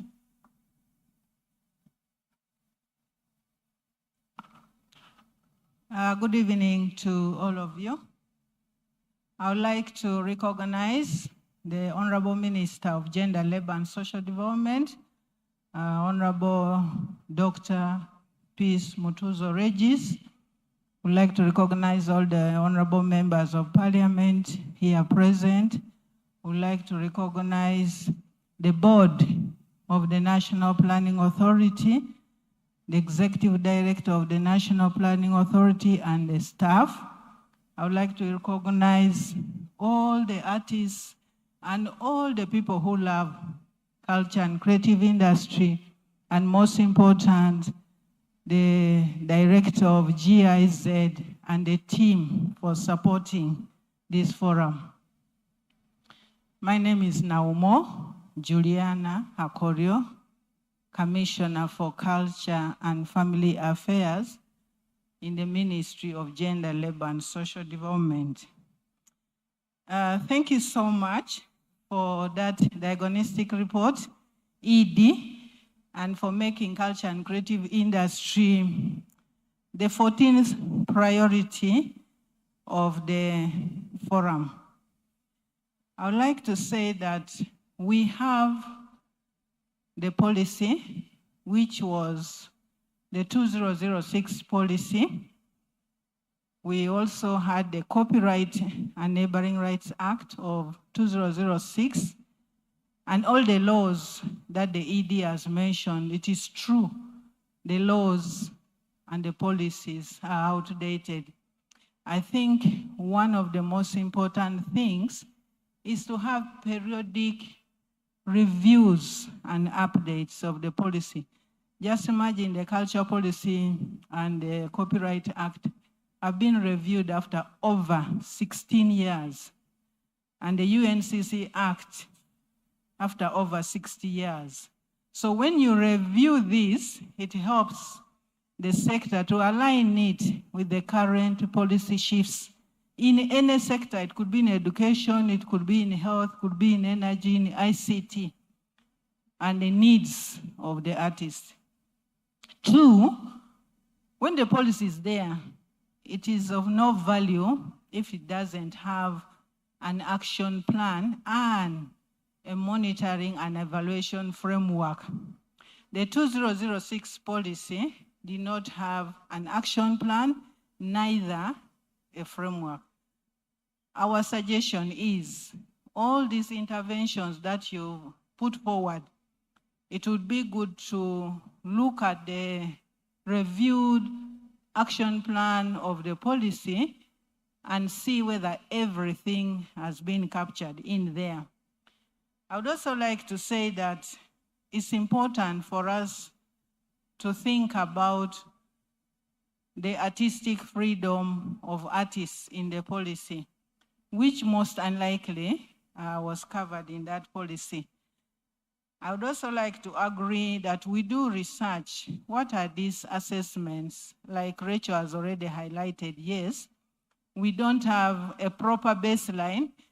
In the study that we did in 2014, the ministry found out that the formally established cultural enterprises, those registered with Uganda Registration Services Bureau, were about 250,000. And the people employed in the sector were about 386,000. Of course, each of you will say, this is a figure which is too low. We agree with you. But when you look at a well-defined, systematic, periodic assessment of the sector, it's almost difficult in view of the limited resources. So those were the numbers we were able to come out with.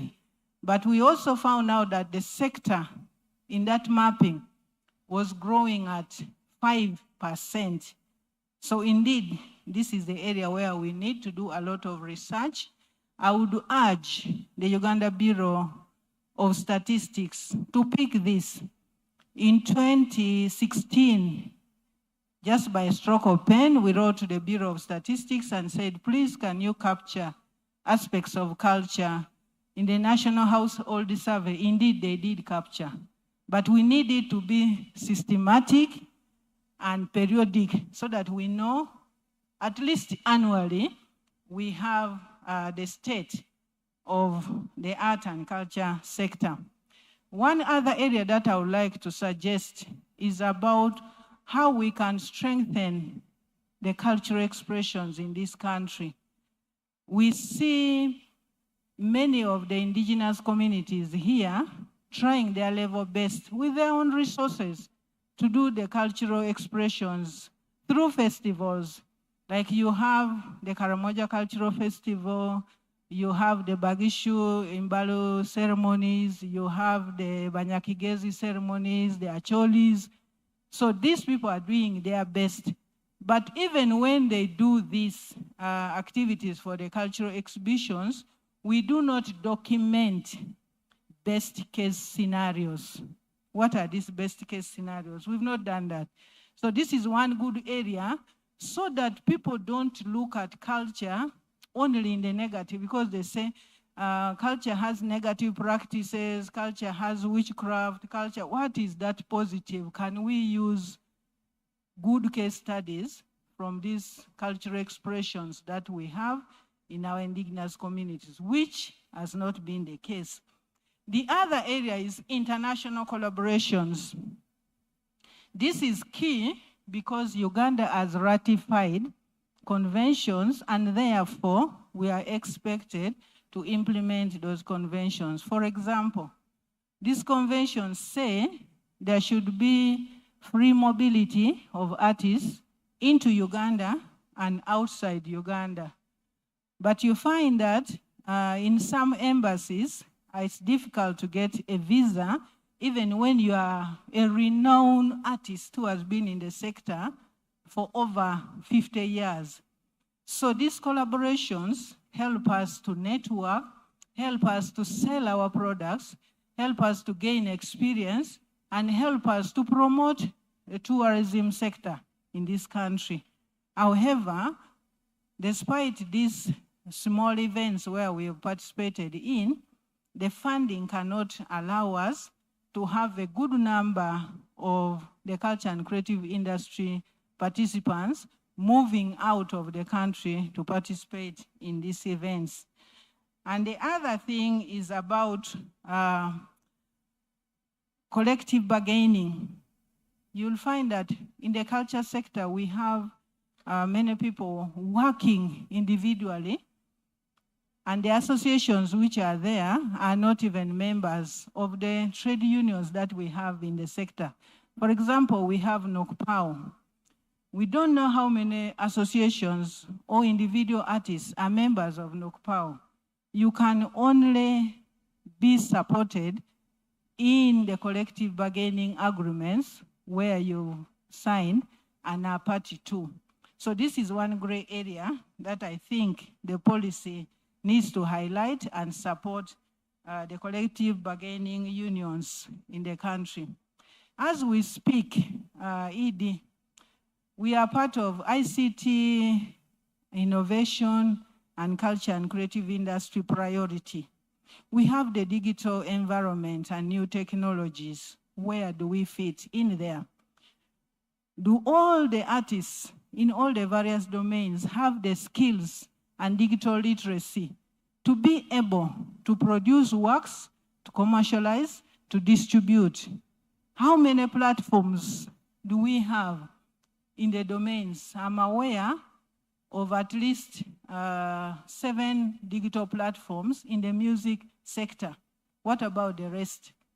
So this is the way to go. ICT technology is a gap for us, which must be captured, which we must be able to build the capacity of these artists to be able to promote their work internationally. And then we also have the issue of fair remuneration of artists. What are we paying the artists in different activities? Is that how we want it to be? Can we as artists set our own pace and have fair remuneration? If you are an actor and the other is a producer, in Kampala, one is in Gulu, what would be the fair remuneration for an actor in Kampala and the one in Gulu? If you're a dramatist, what is it? You can set your own pace. Government has provided for you a space where you can discuss issues that affect you, and this is one great opportunity. The other bit is about gender equality in the culture and creative industry. I'm happy to report that MasterCard is supporting a research to understand the needs of women and men in the culture industry and be able to draw interventions to strengthen areas that are weak. And this is an area actually which was not in the 2006 policy. Even the policy which we've reviewed as of 2023, I think the gender bit is still lacking in that area. In the area of the structures, allow me to mention that we need to build a lot of capacity building in many areas. For example, we need to have quality products. Where are these quality products? I'm aware of an artist who was given a deal of about 800 products in the area of ceramics. But the country that wanted it needs the same size, the same thickness, the same height, the same color, and to deliver on time. Do we in the culture sector, are we able to deliver on time, the same size, the same quality? If it is about, let's say, a basket or a Karimojong stool, and they want 1,000, and 1,000 is minimum. We are talking of markets here. Thank you, Rachel, for mentioning about the free trade area. So the markets are available, but are we able to deliver? So we need to build the capacity and even storage so that when they say, where can I get that information? You are able to quickly reach out and get that information. Under the cooperation agreements we have with countries in Uganda, sometimes they want the country to be able to sponsor their own artists to go to these events. And we are not able to do that. So these are gaps that I think we should be able to capture. Do we have residences, let's say for fashion and design, for visual arts? We don't have them. So government should be able to pick up some of this. I would also like to suggest that as a way forward, one, the culture policy, which we've done a lot of consultation, including the traditional leaders, the interreligious council, the artists. We worked with Rachel. NPA wrote to us, so we had to wait for their feedback. The board of UNCC, you gave your comments. We've done thorough work on that policy, and it has a draft action plan. Now that the ED has listed some interventions, I think we need now to go back, look at that action plan, and be able to see which areas are not covered. We fill them in, and then we move. Two, the Uganda National Cultural Center Act, which is very old. We already did what government calls the regulatory impact assessment, and we're just waiting for the policy to be approved. So we could call it maybe the culture and creative industry law, whichever we want to call it, because we have to come back to the artist again, because time has passed since we developed the principles of what should be in that law. That law does not provide for all these domains you are talking about. So that is an area we need to agree on. Do we want the traditional culture alone in that law? And you know how long a policy takes to be developed. It takes long. So maybe the option, and according to what I heard the artist saying, we need to call it the culture and creative industry law.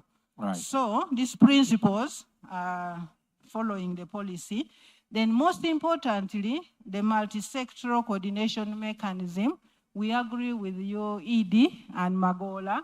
We had already put it in the policy that we need this coordination mechanism. As a Ministry of Gender, Labor and Social Development, we are going to pick up these coordination mechanisms, and then we sit with a few of you to determine what we shall be doing in that coordination mechanism. The private sector is doing a great job, but in the NDP2, thank you, ED, when you assessed, you found that little was done in the creative sector.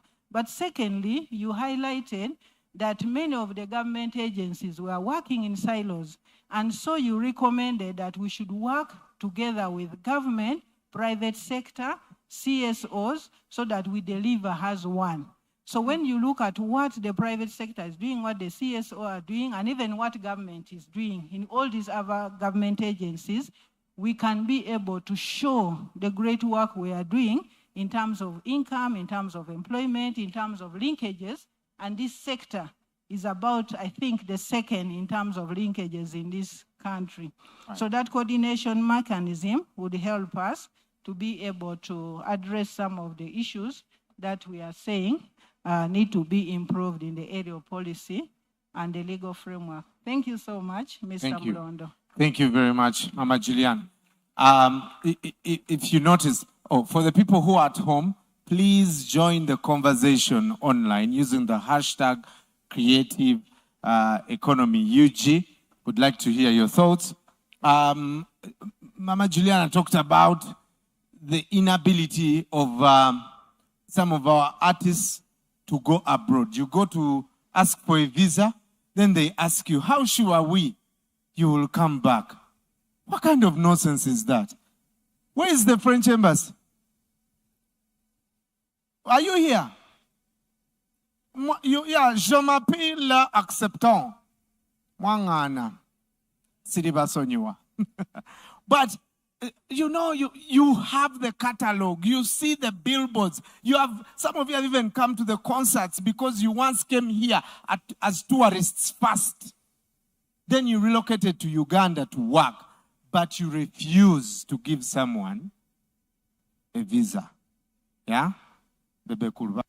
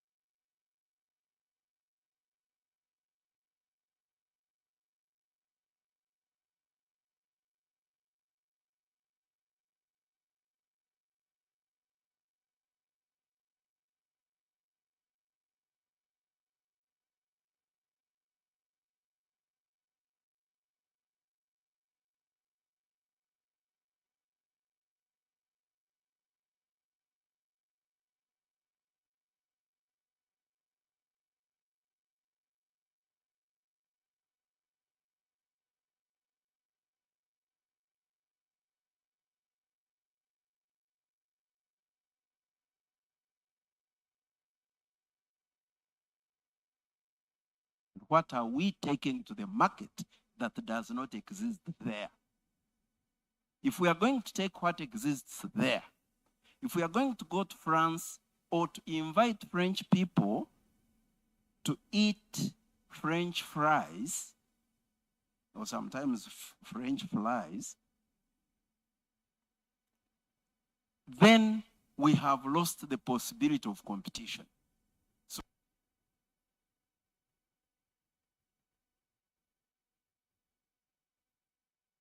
and once we identify that, then we package them and brand them and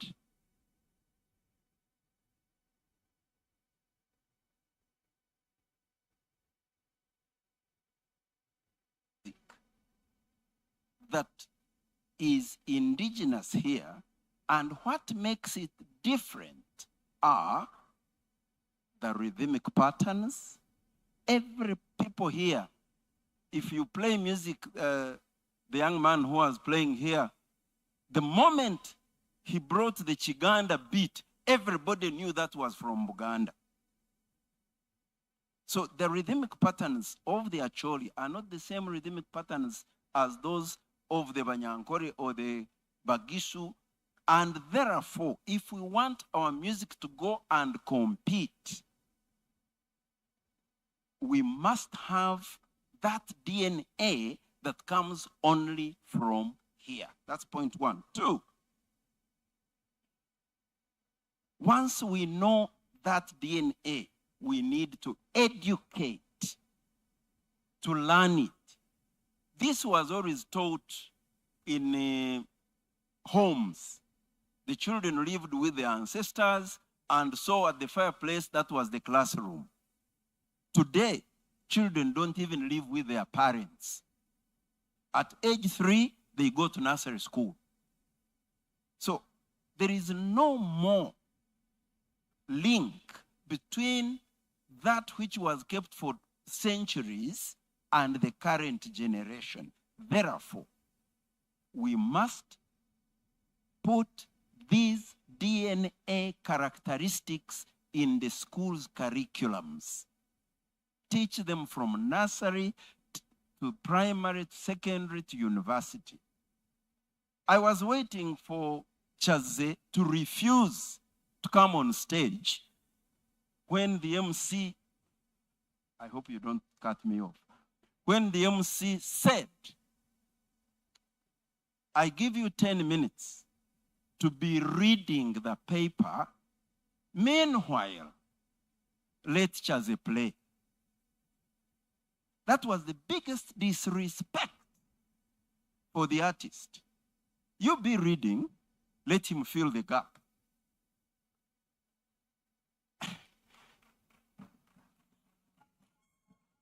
That comes because in our education, there is no teaching of one simple aspect, appreciation. You cannot appreciate as you read, and that's why we have had a problem with some officials. I refuse to go and play drums at the airport for guests arriving. They are passing, looking this way, but you are there dancing. So we must teach the DNA so that the composers have got a database, a fountain to base on the rhythms, on the melodies. If you allow me, please bring that xylophone here since there are no people seated here. The rhythms, the melodies, the scales, the modes of each tribe. That's what makes Ugandan music unique. When I listen today, and I really apologize, I don't want to sound disrespectful. No, bring it up here. It will not break the stage. When I listen to the music today, if I don't know the language, it is all boom, boom, boom. Whether it is Nigeria, South Africa, Zimbabwe, boom, boom, boom. How do we compete when we are offering what? Put it down there. Maybe a bit more. There, be careful, don't tear modern carpets. So how are we going to compete when we are offering when everybody else is, what everybody else is doing? Don't go away, come with your sticks. So we teach, and then number 3, ED. I disagree with the economic theory which says that demand creates supply. I think it is supply that should create demand. I said that in one economics class in Makerere and I almost got sacked. But the point is, if people already demand, then what is the use of marketing? If you create what does not exist and promote it, you have captured a niche of the market. And that gives you a comparative and competitive advantage. But if you are supplying what is already wanted, everybody else will be coming in there and there is no signature of yourself on that product. I also would like to mention that I have a little bit of a problem with creative industries as a catalyst for economic development. The danger in there, economics goes with commerce, commerce goes with numbers. That means that what the country representative of GIZ was saying, that there is a language spoken by 30 people. Those economically are not significant. So they can die, it's okay. But are you sure that they don't have a food which has got a chemical that treats HIV? If you let them pass off because they do not have numbers to purchase goods, you are going to lose a value that does not exist in numbers. I like the Qatarism side, but probably not only in numbers.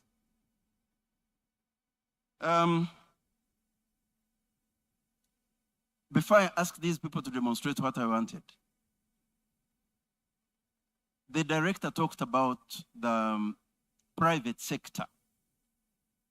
I agree that if we wait only for government to fund through the ministry, through councils, which are very good, we might be waiting for Godot.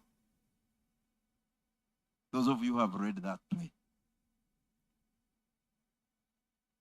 Private sector in tackles creativity, tackles private initiative. But there are two things that government must do. One, avail capital, avail resources, avail money. When you do that, the private sector will think of where to open spaces and facilities. Number two, remove taxation. Remove taxes. Recently, in 1998-99, I started setting up the Ndere Cultural Center. No, 99, not 89. And we started performing there in 2003. For these years, it looked successful. I'm glad people come, and it has now become one of the must-dos in Kampala on the itinerary. But we thought we could expand, so we went to UDB and borrowed money. And we thought we could take these centers elsewhere. As soon as we borrowed, COVID came. It hit us, and we went and said, now, you see. In fact, of course, obviously, anyway, but... And they did not listen. And those of you who know Ugandan press, we were out for sale. We want to thank you very sincerely.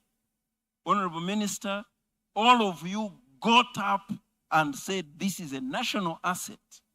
Please don't sell it until His Excellency the President heard and said, let's talk, but don't destroy. If that outcry had not saved us, today, we would be complaining that the National Theatre is suffering. I have been there, my brother JD, I have been there as a director, I have been there on the board. I know what you are going through. Let nobody blame you personally. It's not your fault. You are given the unfortunate institution put there and given goat's ears so that leopards can chase you. Now, what was I saying? That the technology that must be in our education, this, thank the Basoga people, give them an applause. They got pieces of wood and lined them according to their length. The shorter, the higher the pitch. But they wanted to tune them. You cannot play a musical instrument that is not arranged. When the Europeans came here, they found each of our tribes with a scale. They brought do, re, mi, fa, sol, la, ti, do, and everything was shaped only to that. Today, the indigenous scales where Buganda Busoga begins on sol, la, do, re, mi, the Baginyankore Bachiga, la, do, re, mi, so, the Bakonjo and the Bagisu end on a re. All those are gone. We have been compromised to only one scale, making our music absolutely monotonous and boring. But this Basoga, can you please play me the 5 notes? So, mi, re, do, la. How do you put that in tune? Pick one syllable, please, and give it to me. That, give me one which is in the center, where the tuning was becoming very critical. That if it is too high, you scoop in the center and the pitch goes down. If it goes too high, you chip at the edge and the sound raises. Where is the factory that has picked that technique and is producing Ugandan musical instruments? So, you do that technique and get the 5 notes. Play them again, please. Now, you may wonder, what about the other notes? They are just repetitions of that. Can you continue?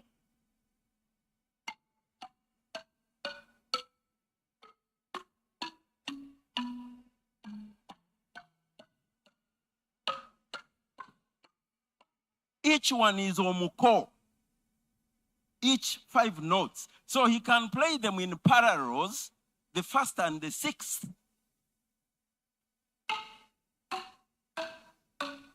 Now, it is not enough. We are suffering with cooperation, integration, simple ways of keeping people respecting each other. Someone plays music like Mr. Ngobi.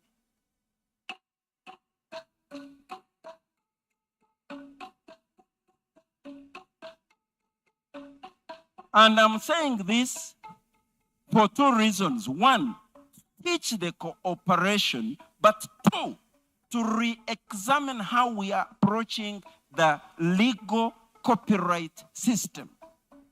I want you to tell me, Ngobi plays, and the other one says, let me join Ngobi, not compete with him, but to complement him. But each one's contribution stands out. The Basoga knew no one should dominate the other.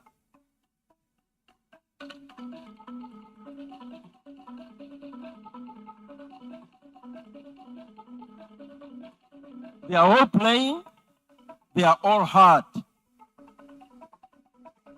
Then the other one comes and says, I can also do something. Playing only one slump, but still present. And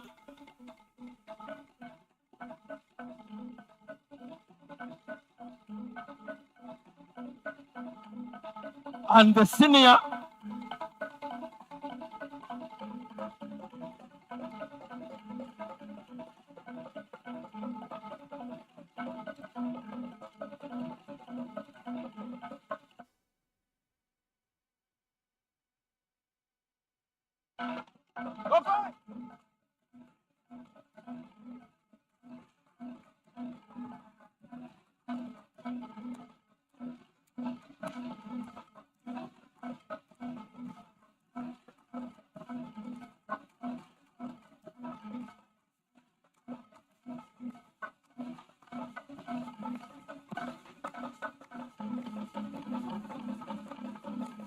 okay. Hey. Whose copyright is this? Thank you. Whose copyright is this? When we are going to look for market access, what is our approach to the rest of the world? West Nile, and I will end with this. To teach the same, here you have to respect everybody. You cannot do it alone. West Nile developed an instrument called Aguara. Please come over with it. And you have, please come quickly. The MC said I talked badly about him.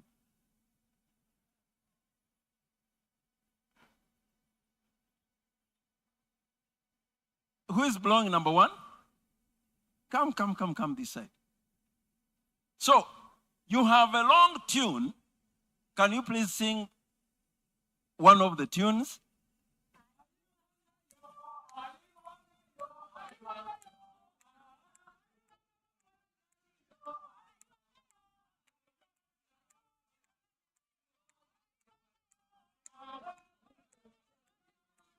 All right. It's complicated, a lot of interlocking harmonies, but to make sure everybody respects the other, to make sure everyone makes their contribution, each musician has only one note. Number one, that's all he does in the music. Number two, and number three. Now, could you please use 1, 2, and 3 and build the first section of that tune?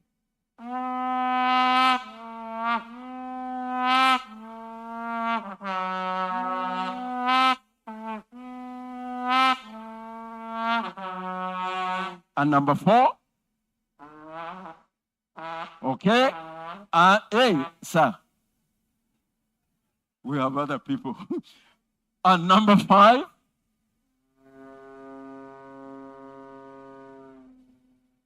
That is there to remind you that in every community there are strong and weak people. The strong ones must not dominate the weak ones, but support them. Could you 1, 2, and 3, and 4 support 5, build section 2 of the melody?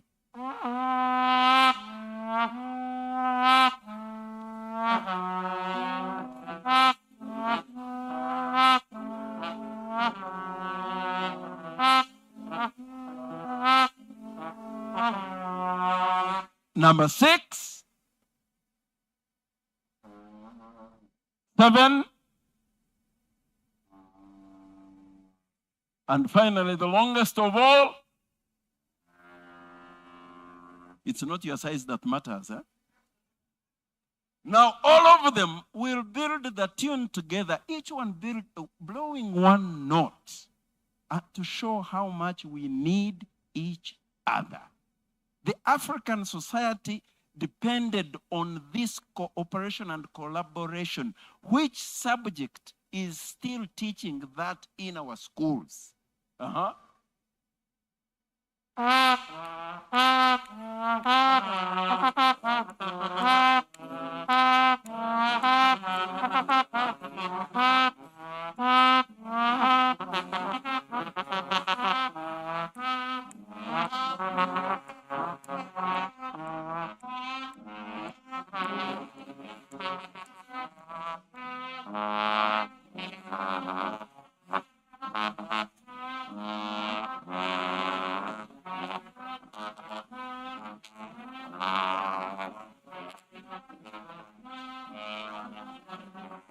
Okay, so do we have that in our modern music? How are we going to compete without taking that which does not exist somewhere else? My suggestion is that we build a teaching institute, and we would like you to support us, and we turn the Ndere Cultural Center into an institute, a university of sorts that teaches indigenous civilizations and creative industries. And I have already written the concept paper. We have 14 possible faculties. One is research, document, archive. So that before some of us get deployed in the other world, and no one has made a chip and put it in my brain to capture what I know, we shall have structured, created a curriculum, taught, and left material that is well documented. And the research is based on the life cycle of a person in each tribe. From the time of conception, what food did the mother start eating? Where did they sleep? What sort of herbs did they take? When they produced, what happened at teething? What happened at sitting, walking, up to when you became an adolescent, when you marry, when you die, and after death? If we do that for every tribe, we shall have captured the entire knowledge of Uganda. Number two is foods and beverages. We are going to eat things I can see, and I want to be told which of those are Uganda. The only reason our food cannot compete in the restaurants, I was the one who started buffets in Kampala. Yes, those of you who were here know that we used to have a wedding, and there is a venue for reception, a venue for after party, a venue for bridal dinner. At the reception, you get a paper bag, print the names of the bagole, and put a sambusa, popcorns, muffins. Cupcake. And a cake. And then others would go with their parents, eat a nice, and others would go to a club for after party. When I started cooking buffets, my family went on strike. Who is going to be in Masanda in Kampala?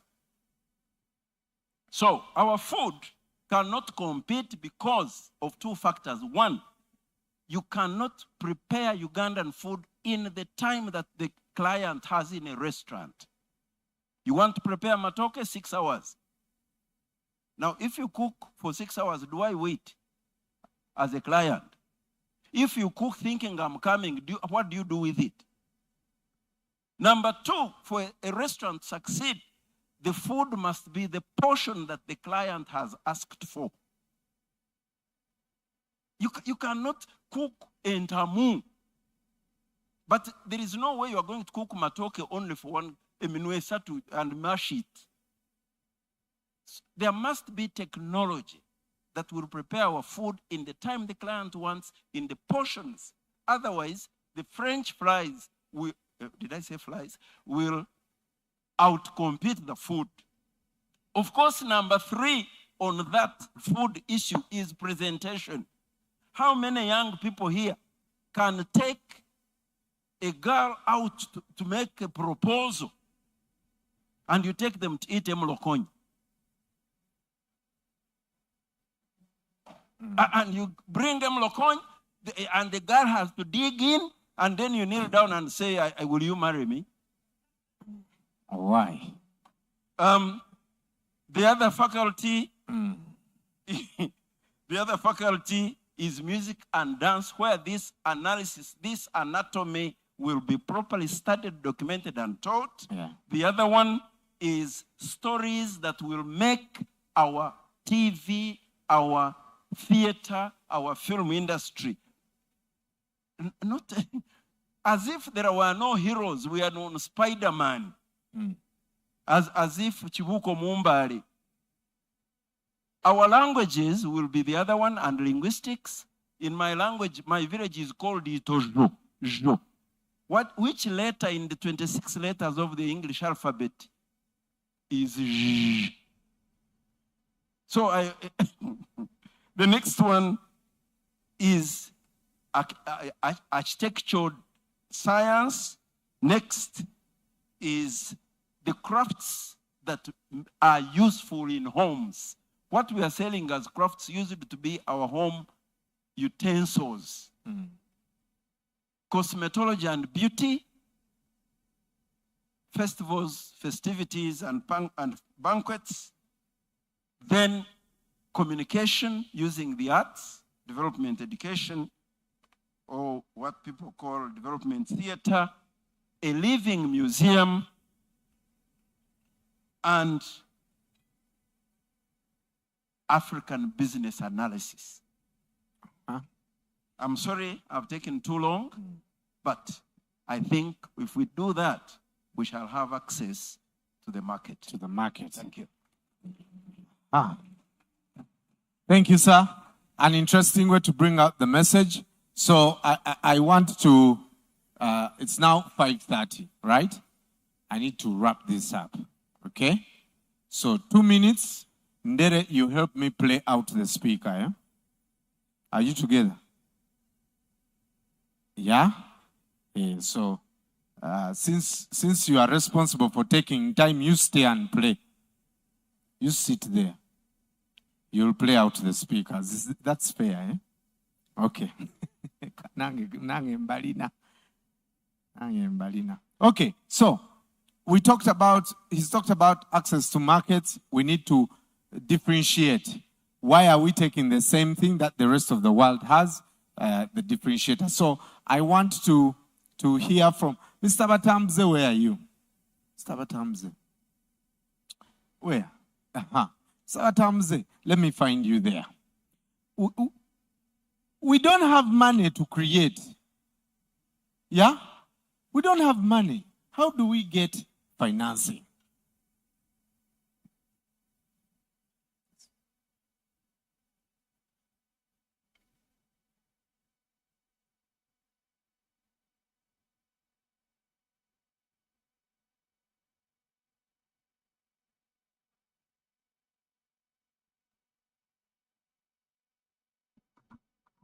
Good evening.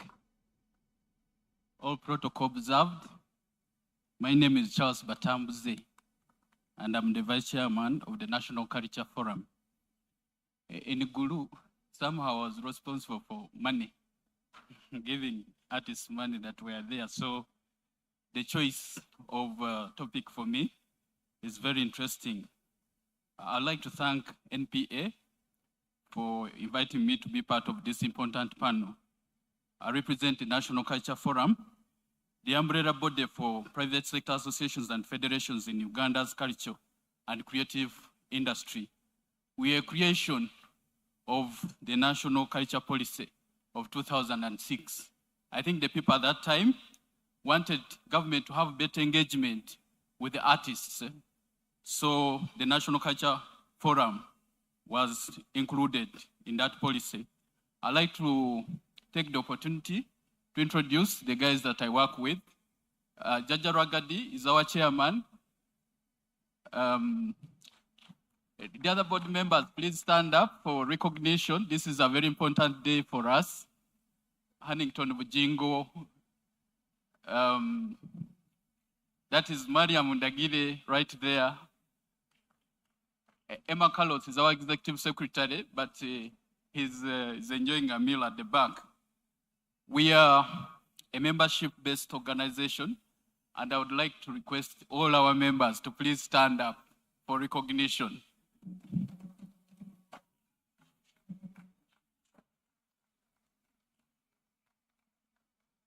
Those are some of our members. We are so pleased that we are here today. Today feels vindicating. After many years of pushing this agenda, we in the National Culture Forum, after many years of pushing this agenda, we are now seated with planners and policy architects to address issues that we as an industry have been raising for over a decade. In fact, what happened during COVID, most of us gravitated towards Gulu because Gulu became the center of gravity. And while there, this is where some of these conversations started. This conversation also gained national attention in 2021 when His Excellency the President responded to a petition by our member organization, TUCA, the Uganda Comedians Association. Huntington, on behalf of the comedians, just stand up for recognition, highlighting the sector's challenges in finances and infrastructure, amongst other issues. TUCA went with a petition to the President that highlighted the different issues that have been unveiled by the ED of NPA. And the President wrote back, asked Minister of Finance to do something, they asked Minister of Gender to do something, and the different agencies of government.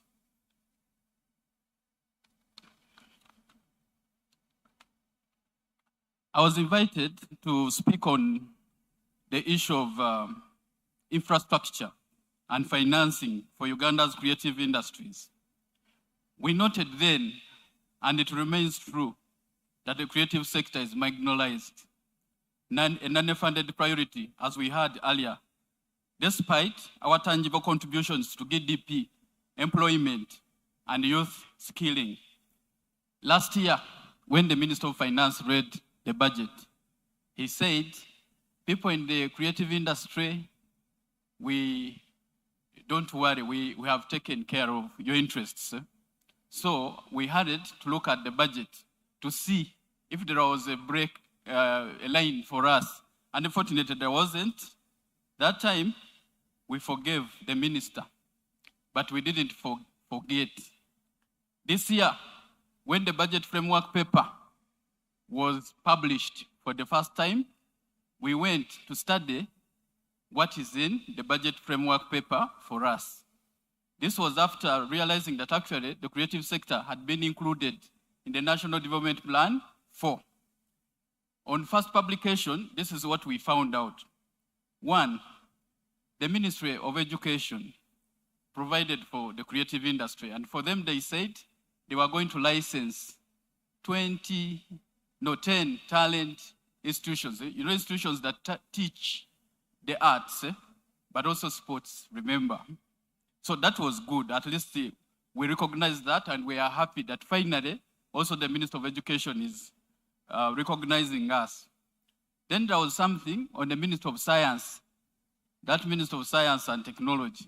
They also said they were going to do something for the creative industry, but we found in the details that there was actually nothing. I believe, I hope that in the revised budget framework paper, maybe there is something, but we want something to be there so that we can be a recognized sector. Then we looked at our mother ministry, the Ministry of Gender, and there was nothing. So that was very heartbreaking. It reminded us of our time when we gravitated towards the center of gravity in Gulu, where we have an acting mother. We said our acting mother. Now, these people have not thought about us. So in terms of the sector accessing public finance, it's important that we are taken into account in these crucial national documents. Let me also say that we cannot talk about solving the challenges of infrastructure in the culture and creative industries without also addressing the finance environment. What do we go through as artists or people that organize events and so on? One of the things that we have discovered along the way is that public cultural venues or public venues like Lugogo Cricket Oval, those of you that organize events, you pay between 20 to 30 million. Kololo Grounds, at some point I think it was 50 million. And even local community halls across Uganda, all the football pitches where we organize our events are unaffordable to most creatives. We pay taxes that sustain the public agencies managing this infrastructure, yet using it feels like punishment. We propose that fees for creative use of public venues be reduced by at least 50%, or fully waived for registered industry events promoting Ugandan culture. If through this plan, you can help us to reduce the cost of doing business, you will have done us well.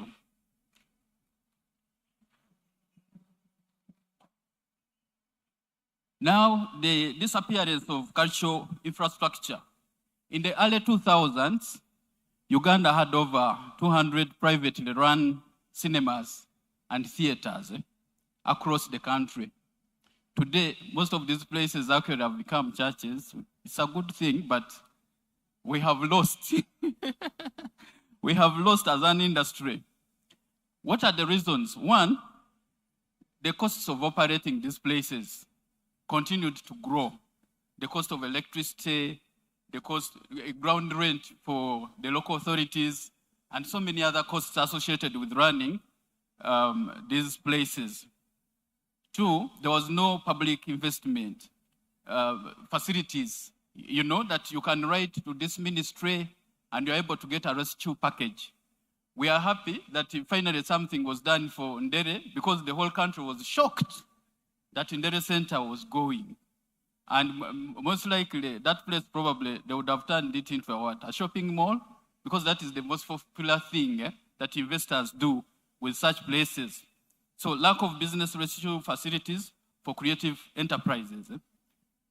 Since 1959, as we heard from the ED, we have only one national theater. That is what government has managed to put for us. One national art gallery, 42 public libraries for over 45 million people. This isn't just underinvestment. It is a systemic neglect of our cultural memory and creative economy. Each closed cinema, you know the cinemas that we had around the country, for each of them that closed down, we lost between 15 to 20 jobs. We lost training opportunities. We lost platforms for local stories. We must also acknowledge recent positive developments, especially in the digital area. We see that the digital infrastructure is generally improving across the country.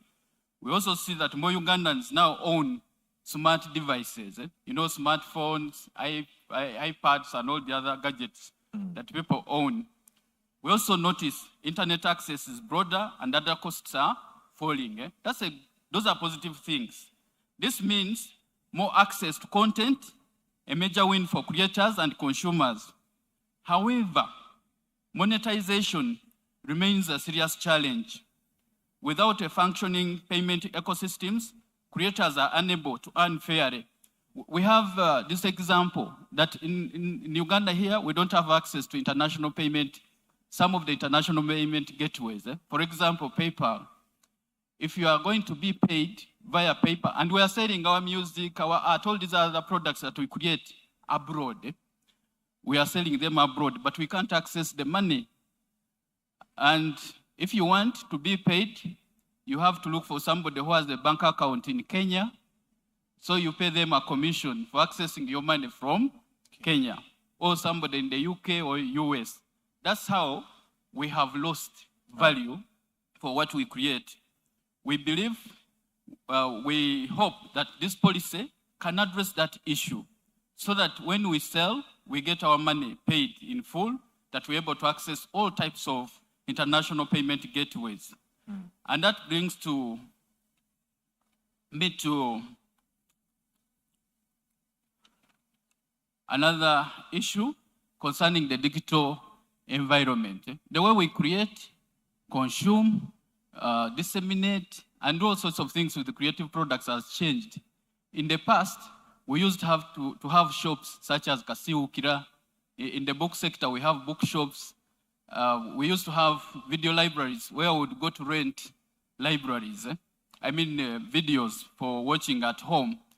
Most of those places are no longer there. Why? Because technology has changed everything. In fact, technology has not only affected the way we consume, but it has also destroyed, the prices of our products are kind of devalued. For example, when we would go to hire a tape, VHS, we would pay 10,000, and then you take it home, or buy it at 10,000. Nowadays, when you go downtown to buy a movie, it is 200 shillings or 500 shillings. It takes a creator more time and more sales to make 1 million shillings. So we need to do something about that. We are happy that the government had thought it befitting for the Copyright Act to be amended. Unfortunately, we heard that the issue of private copy remuneration was discussed, and somehow it did not fly in the minds of the people that discussed this proposal. But it is the best proposal if this sector is to make money within this digital environment. All right, Mr. Batambuze, 2 minutes, please. We need your support as planners and policymakers to ensure that proposals such as the private copy remuneration remain in the Copyright Amendment Bill. Without this, we are just, as some people have always told me, Batambuze uandika kumazi. Tuandika kuchi? Kumazi. So we need to get paper to write on. Here are some recommendations to improve infrastructure and financing. One, we need access to soft loans and infrastructure financing. I think everybody has talked about infrastructure financing. There are people that want to build theaters, or even those that build theaters, performance arenas, all the different infrastructure that the sector needs. They need to be able to access this financing, and situations where this money can be accessed through co-funding with government, development partners, and the private sector. We need to map and repurpose underutilized public assets. There are many government buildings across the country. If some of those that are underused, if some of those could be converted into creative hubs where young people go to access internet and do all sorts of things, it will be a helpful intervention. Some of the venues that we use for our arts, some of them just require small interventions. For example, I know that Lunkulu Island, for Bayimba Festival, maybe they need an access road. Lubiri for Nkuka, what do they need? Maybe more toilets, better fencing, and so on.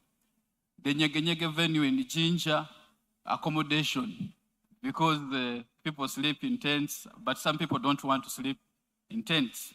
So we need to rethink, do the mapping, and establish what the needs are so that financing can be extended to improve the facilities across the country. Okay, my 2 minutes. Let me conclude. Yes. That the issue of borrowing money, we need to be facilitated to use what we have. And what we have is copyright. The law on Security Interest in Movable Property Act lists intellectual property as one of the forms of collateral.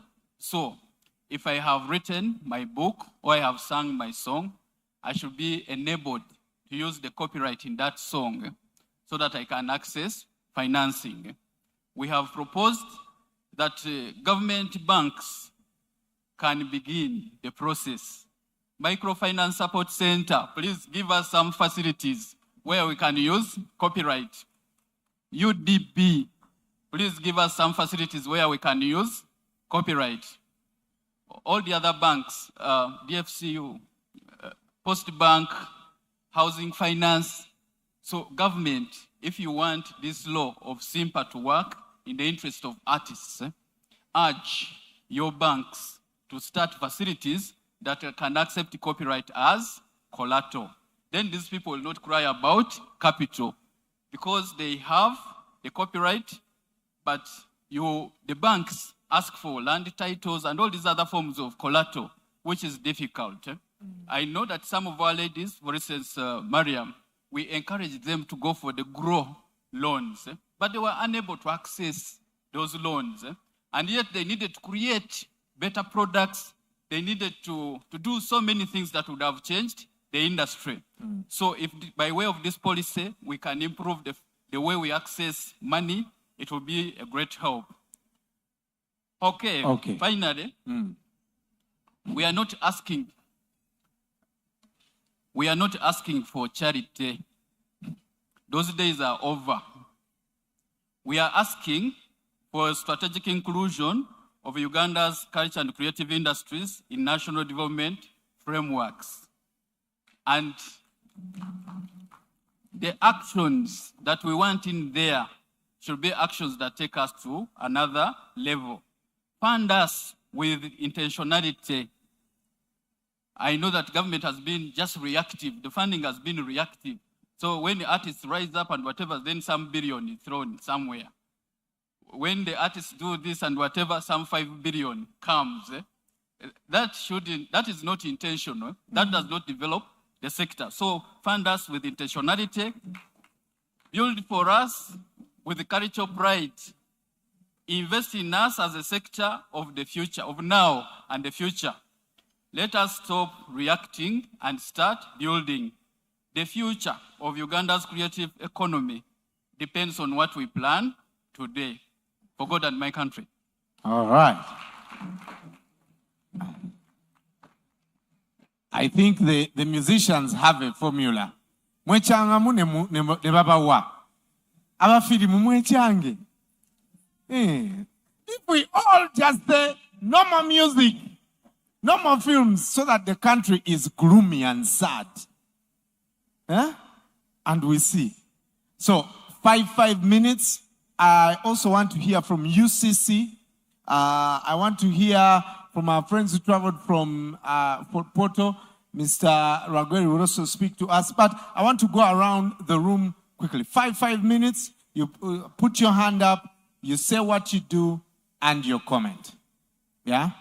We'll start where? Let's start with Biebeko. Yeah, man. Sajali no mukono. Man. Yeah. All right. So 5 minutes, guys. We'll go around the room. Sally. Thank you. All protocol observed. Honorable Minister, members of Parliament, all protocol observed. Sorry. Good evening, ladies and gentlemen. My name is Bebeku Boazwena. I'm an artist. I copyrighted that. Don't worry.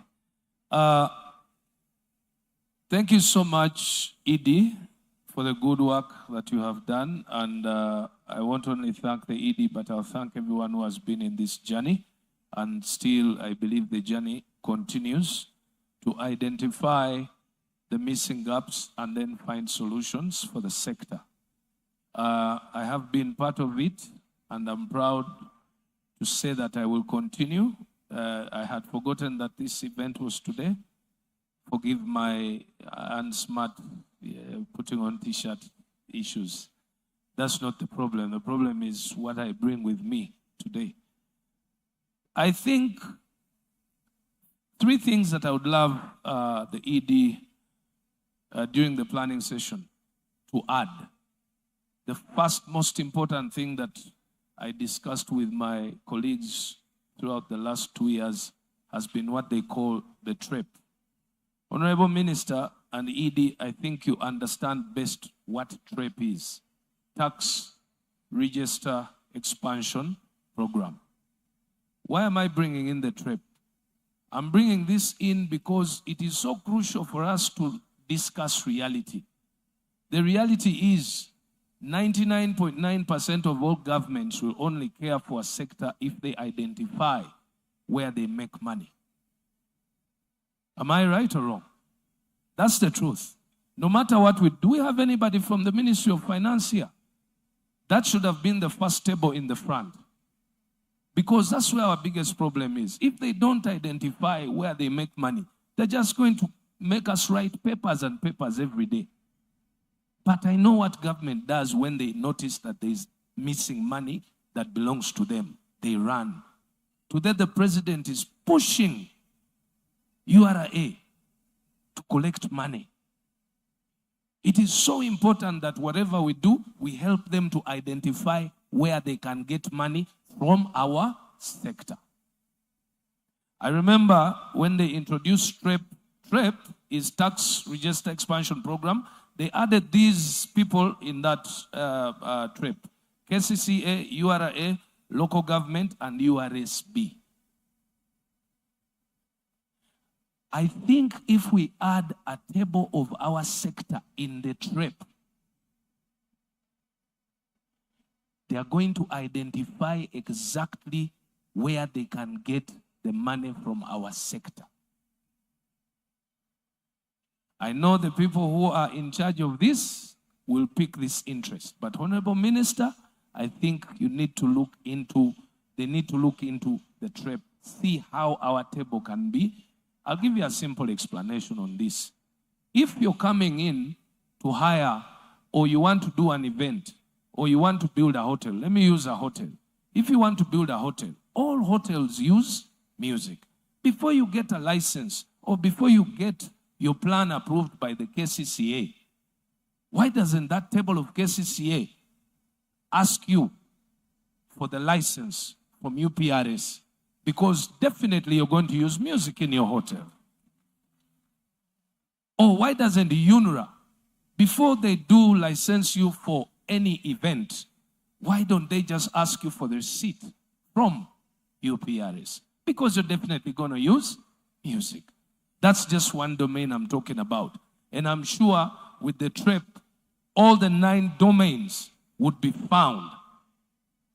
So once we identify where government can make or collect their taxes, they will not waste time, but they will come in. I will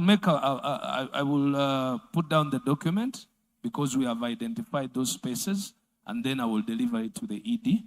Secondly, I think we also need the table. The second table that should have been in here is the Ministry of Education and Sports. The Ministry of Education, we need this syllabus to change. I have heard my colleagues speak about so many things to do with education, sensitizing and everything.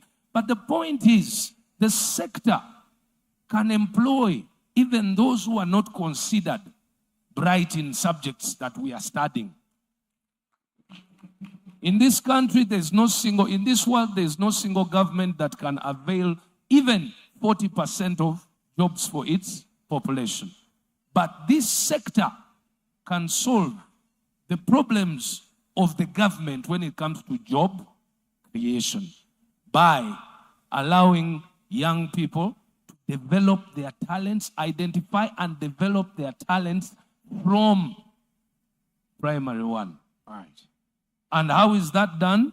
You go to start your education at 9 o'clock, you end at 3, and then from 3 to 5, extracurricular activities that develops your personal talent. If you're a footballer, if you're a singer, if you're a book writer, first you're sorting out one of the biggest problems of government, which is job creation. So in that way, I believe once the Ministry of Education understands that it will solve the president's problem of young people in such a country that has 75% of it being young people, and they can't even provide jobs of 15% of those people.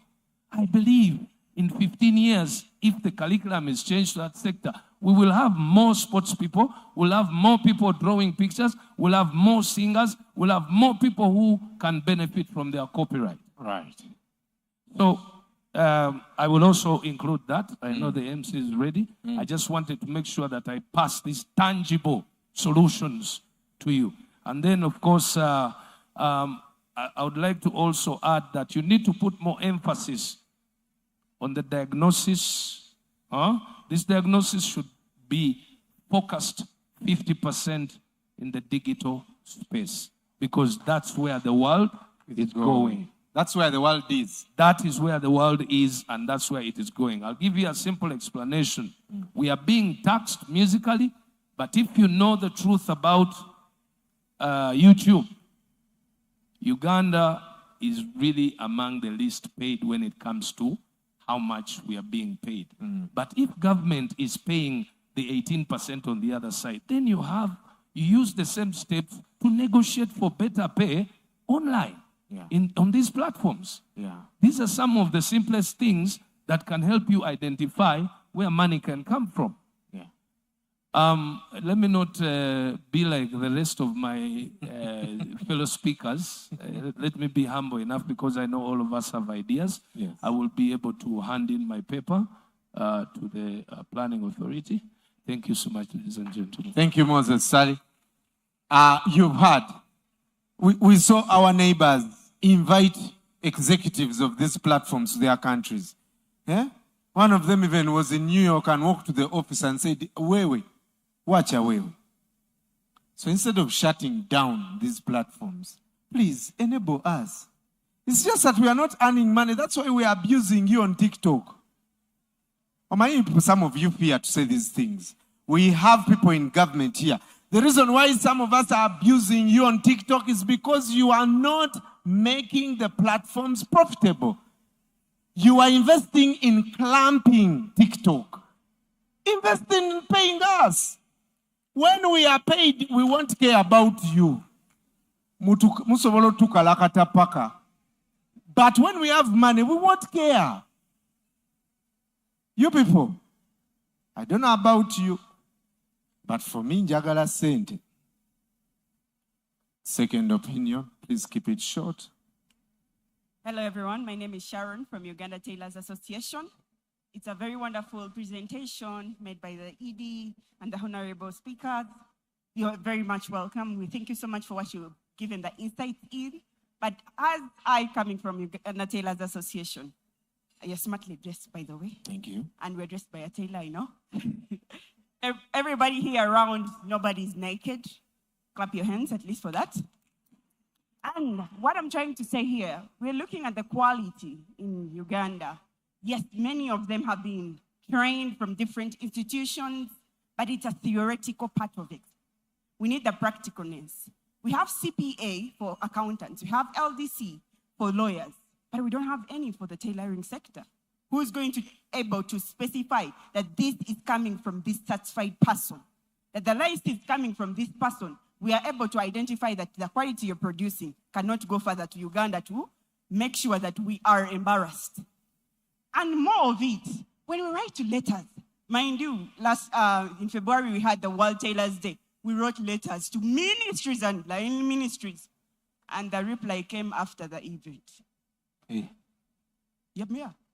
Currently we're having the healthy camp, and you know, mind you, some of them have said we've lost them already. And that's what happens. Where do we get the help from? Even with that little documentation that we have made, it's been then put in trash. Right.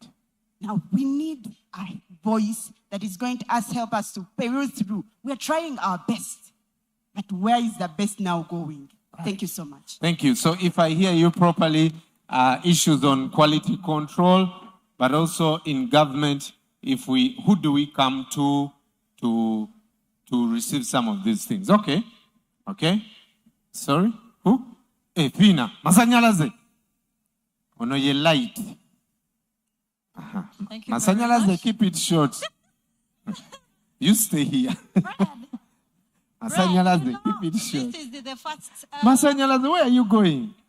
This is the first ever forum You are real about the ungovernable. creative sector.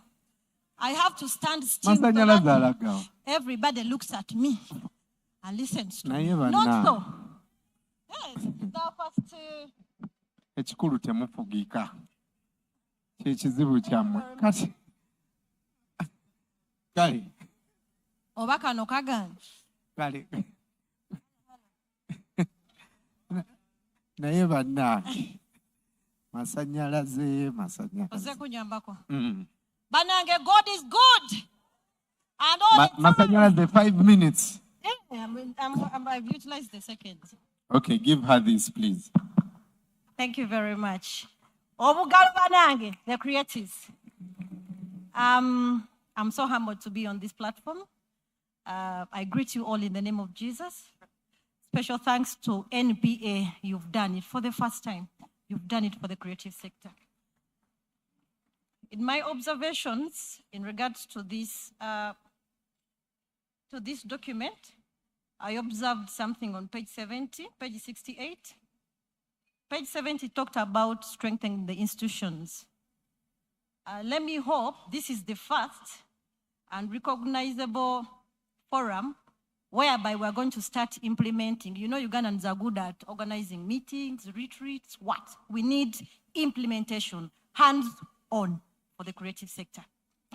So there is a need for strengthening the institutions in the creative sector. Please, government, stop dealing with individuals. That is why the industry is losing out. You're always saying you invest in the industry, but you invest in individuals, not the institutions. Let us strengthen the structures. Before we plan for the creative sector, there is need for the mapping. There is no way we can plan for the numbers we don't know. So we need mapping first. We need to know who are these people, who are those, so that we plan accordingly when we do the numbers.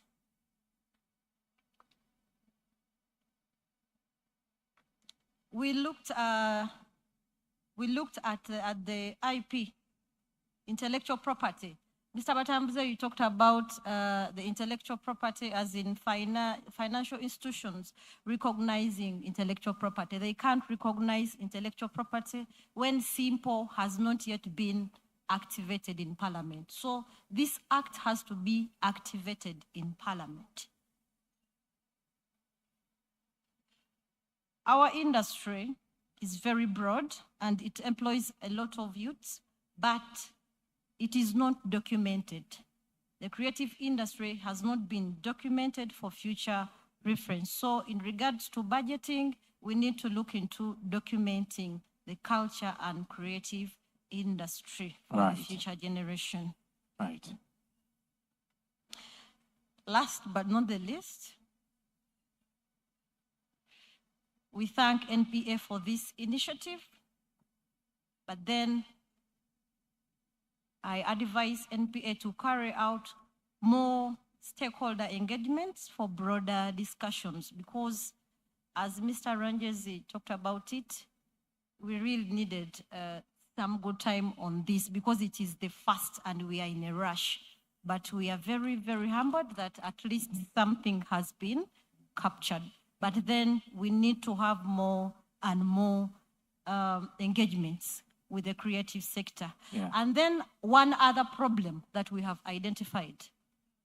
We have written papers, we have explained to people, most especially the policymakers, the regulators, but they seem not to understand us. So with things to do with allocating people responsible and representing the creative sector, for example, in URA, when it comes to URA bringing in tariffs for the creative sector, you engage with the people who don't even know about the creative sector.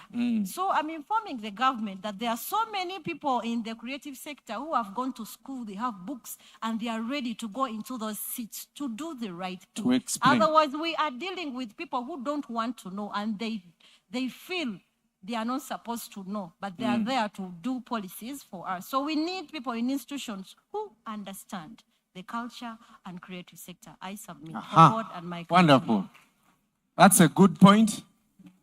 You can't regulate what you also don't understand. Yeah, you can't regulate what you don't understand.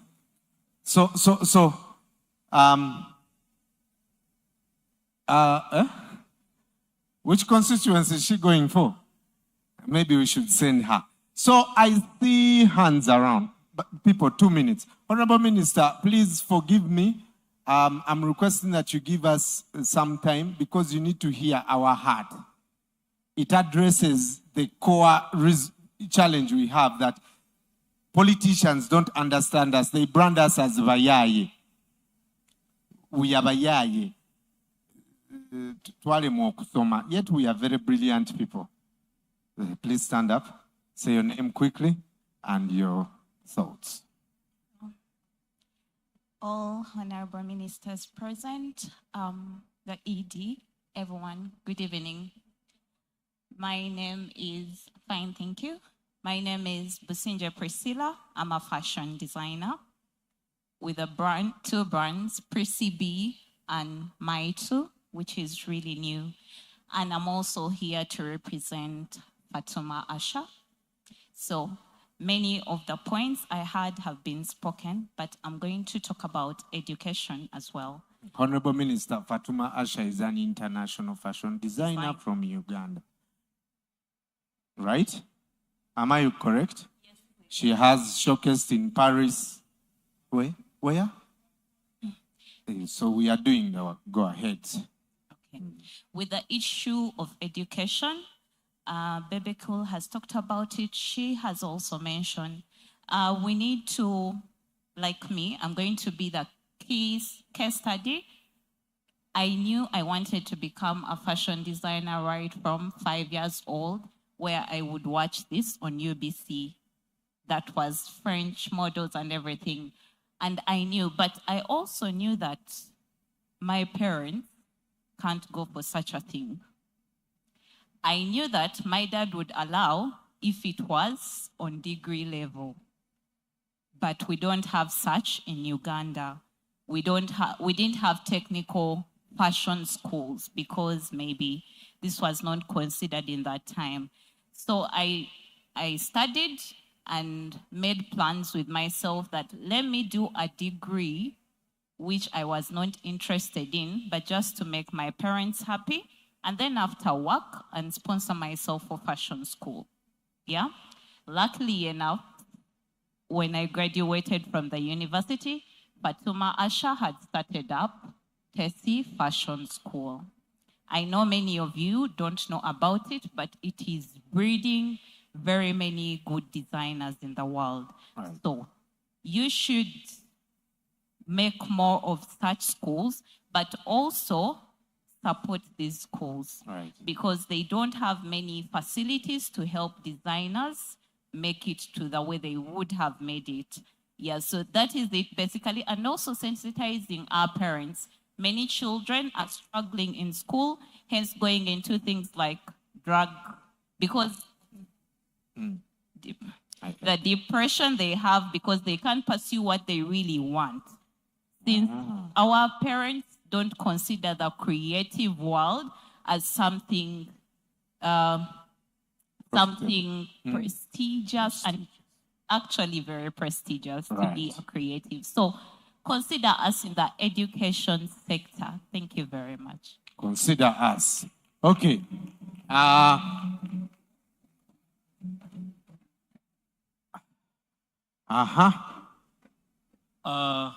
All protocol observed. I'm going to be very fast because I only got this microphone so that I could give it to her. Because she couldn't be seen for some reason. My name is Raymond Malenga, and I am the CEO of the Creatures Animation Studio here in Kampala, Uganda. I am also the first writer and director to have a project on Disney Plus on behalf of Uganda. And the point I want to make before I hand it over, would be really fast, is that you're running out of time and act on this really fast. Because every year, those with experience, Because every year, those with experience and those who are achieving things in Uganda are losing hope and they're leaving. And they're being stolen by other countries, other economies. And by the time you wake up, there'll be no experts to help you and accelerate and catch up. And I face this myself. I'm still here, but every year, every day, every month, every week, someone says, Raymond, just come here, come to our country. And I keep on saying no. So I'm speaking on behalf of not only my industry, but everyone else in other industries here. So act fast. So you are unavailable even though we see you. I'm unavailable. Okay. So the ones who are succeeding are leaving. This man, you're going to Disney. He's already at Disney. Okay. Yes, sir. Good evening, ladies and gentlemen. All protocol observed. My name is Dorothy Nabunjo, and I work as the director of Zenson Art Space, where we deal in art, working with visual artists. And I also work with Charism, where we work with performing artists in terms of talent booking, events management, and with film, we work with them in terms of marketing.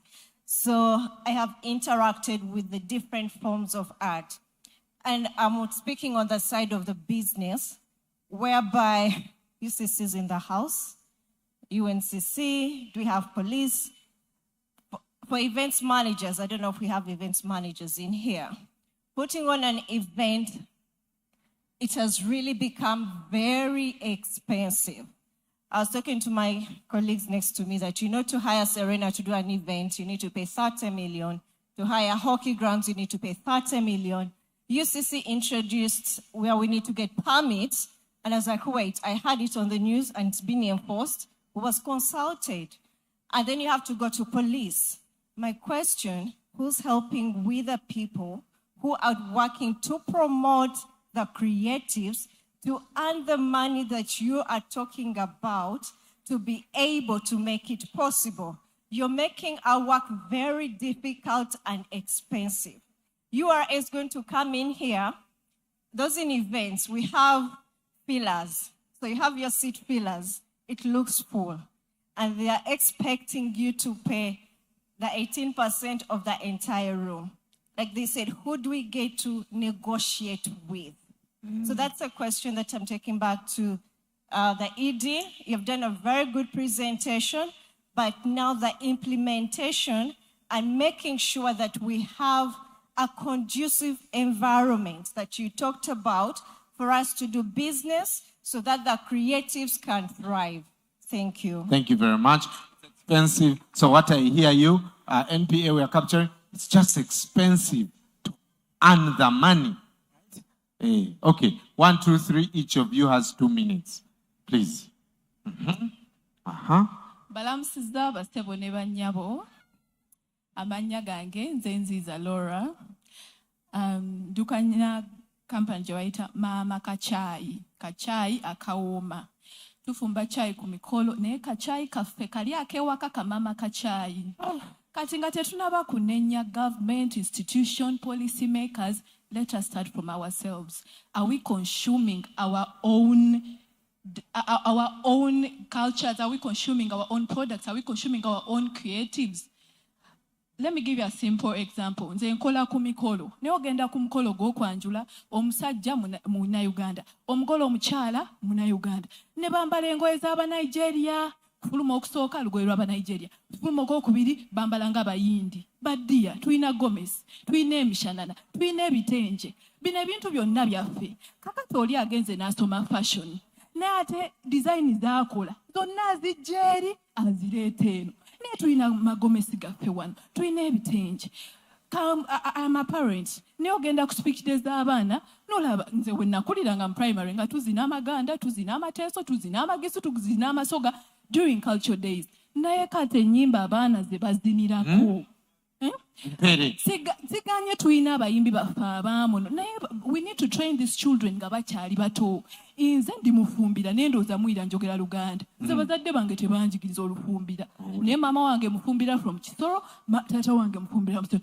They were both bafumbira. Naye twakula twogera Oluzungu. Ne weebuuza kakati n'omwana wange sijja sobola muyigiriza olulimi lwaffe oba lwa kitaawe lwa nsonga nze nakula manya oluzungu n'oluganda kakati tufumbirwa Brian Mulondo nakulaba ku YouTube abaana bo nga batuuyana nnimi zammwe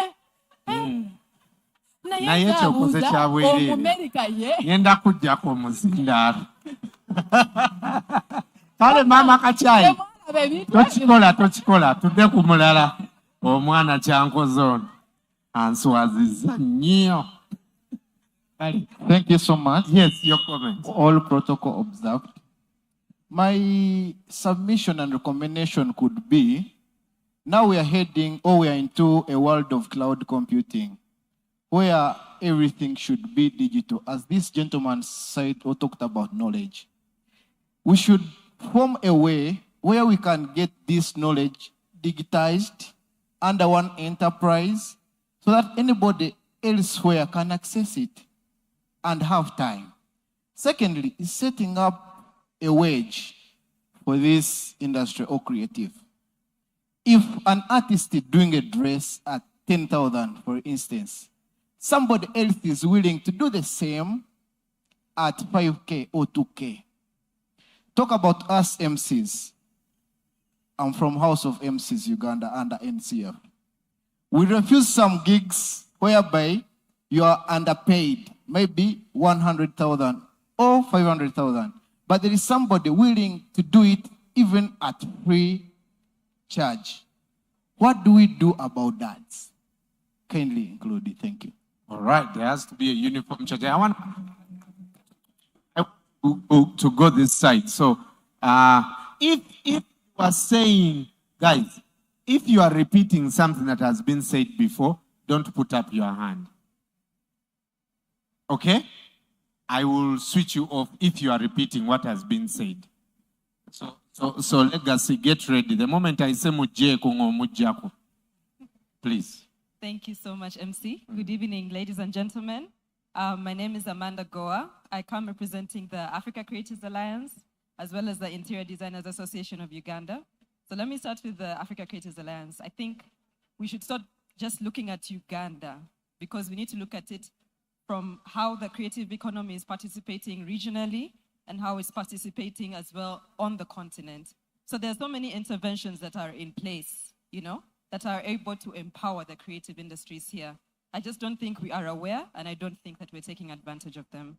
Secondly, as an interior designer, I would like to encourage people to look at the architecture of just this building.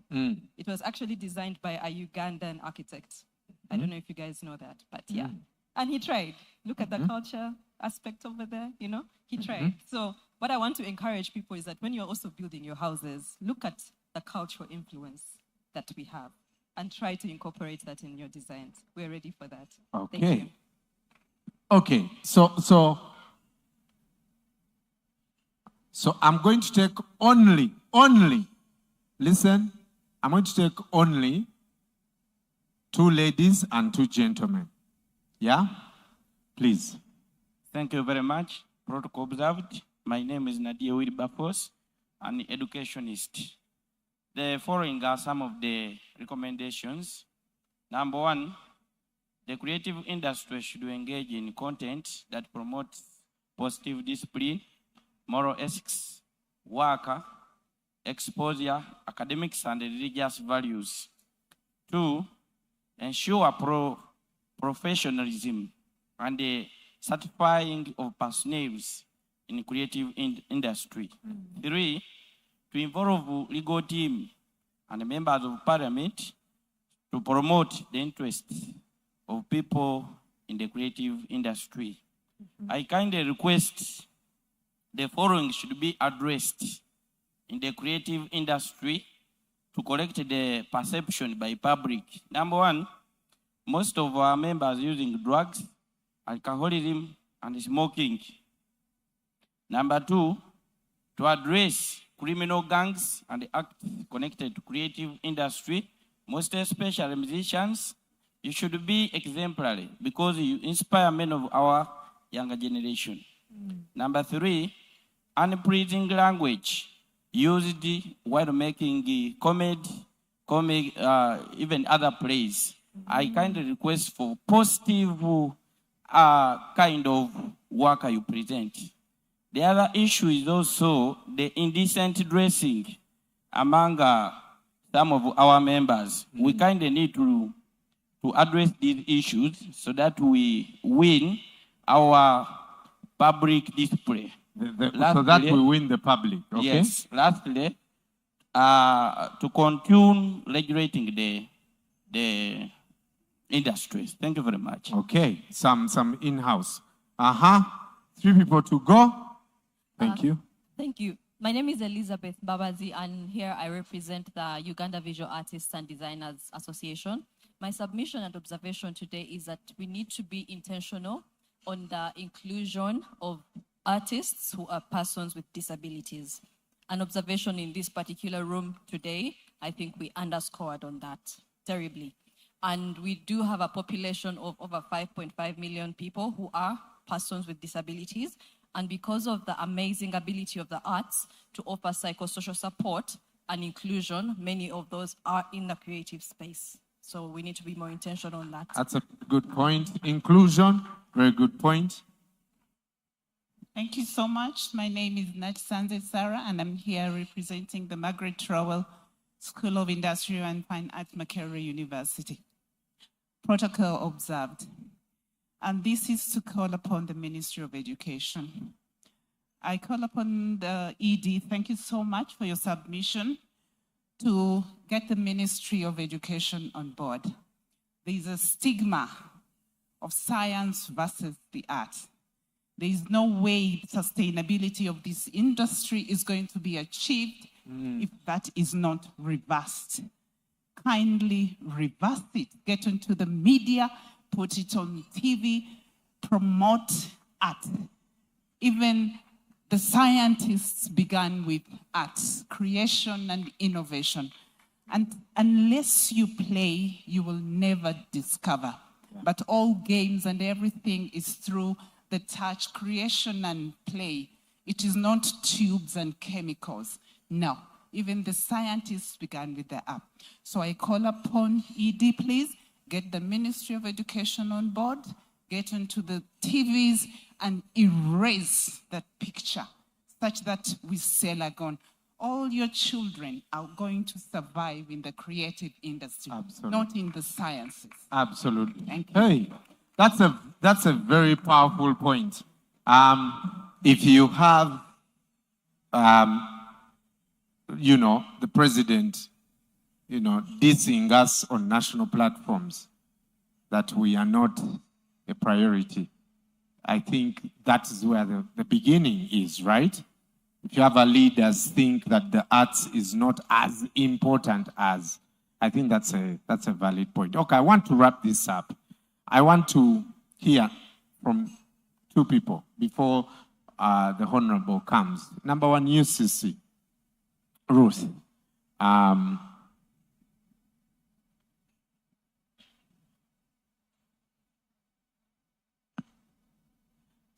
So someone mentioned UCC earlier, and UCC, you have something that involves asking, for example, broadcasters to do 70% local content. They continue to defy that.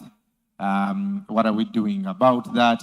How do we support the culture and creative when it comes to regulation?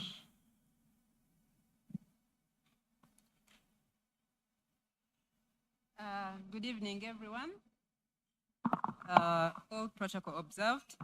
My name is Ruth Kanyana Bachira Chibuka, and I'm very excited to be part of this forum today. A round of applause to National Development Authority. Thank you so much for putting this together for the creative industry. The reason I'm saying this is UCC, as a regulator of the communications industry, has over the last 12 years carried out different initiatives to promote the sector, but I have never seen a meeting which has different compositions as such. So I'm excited to see all these creatives, and I'm happy to be part of you.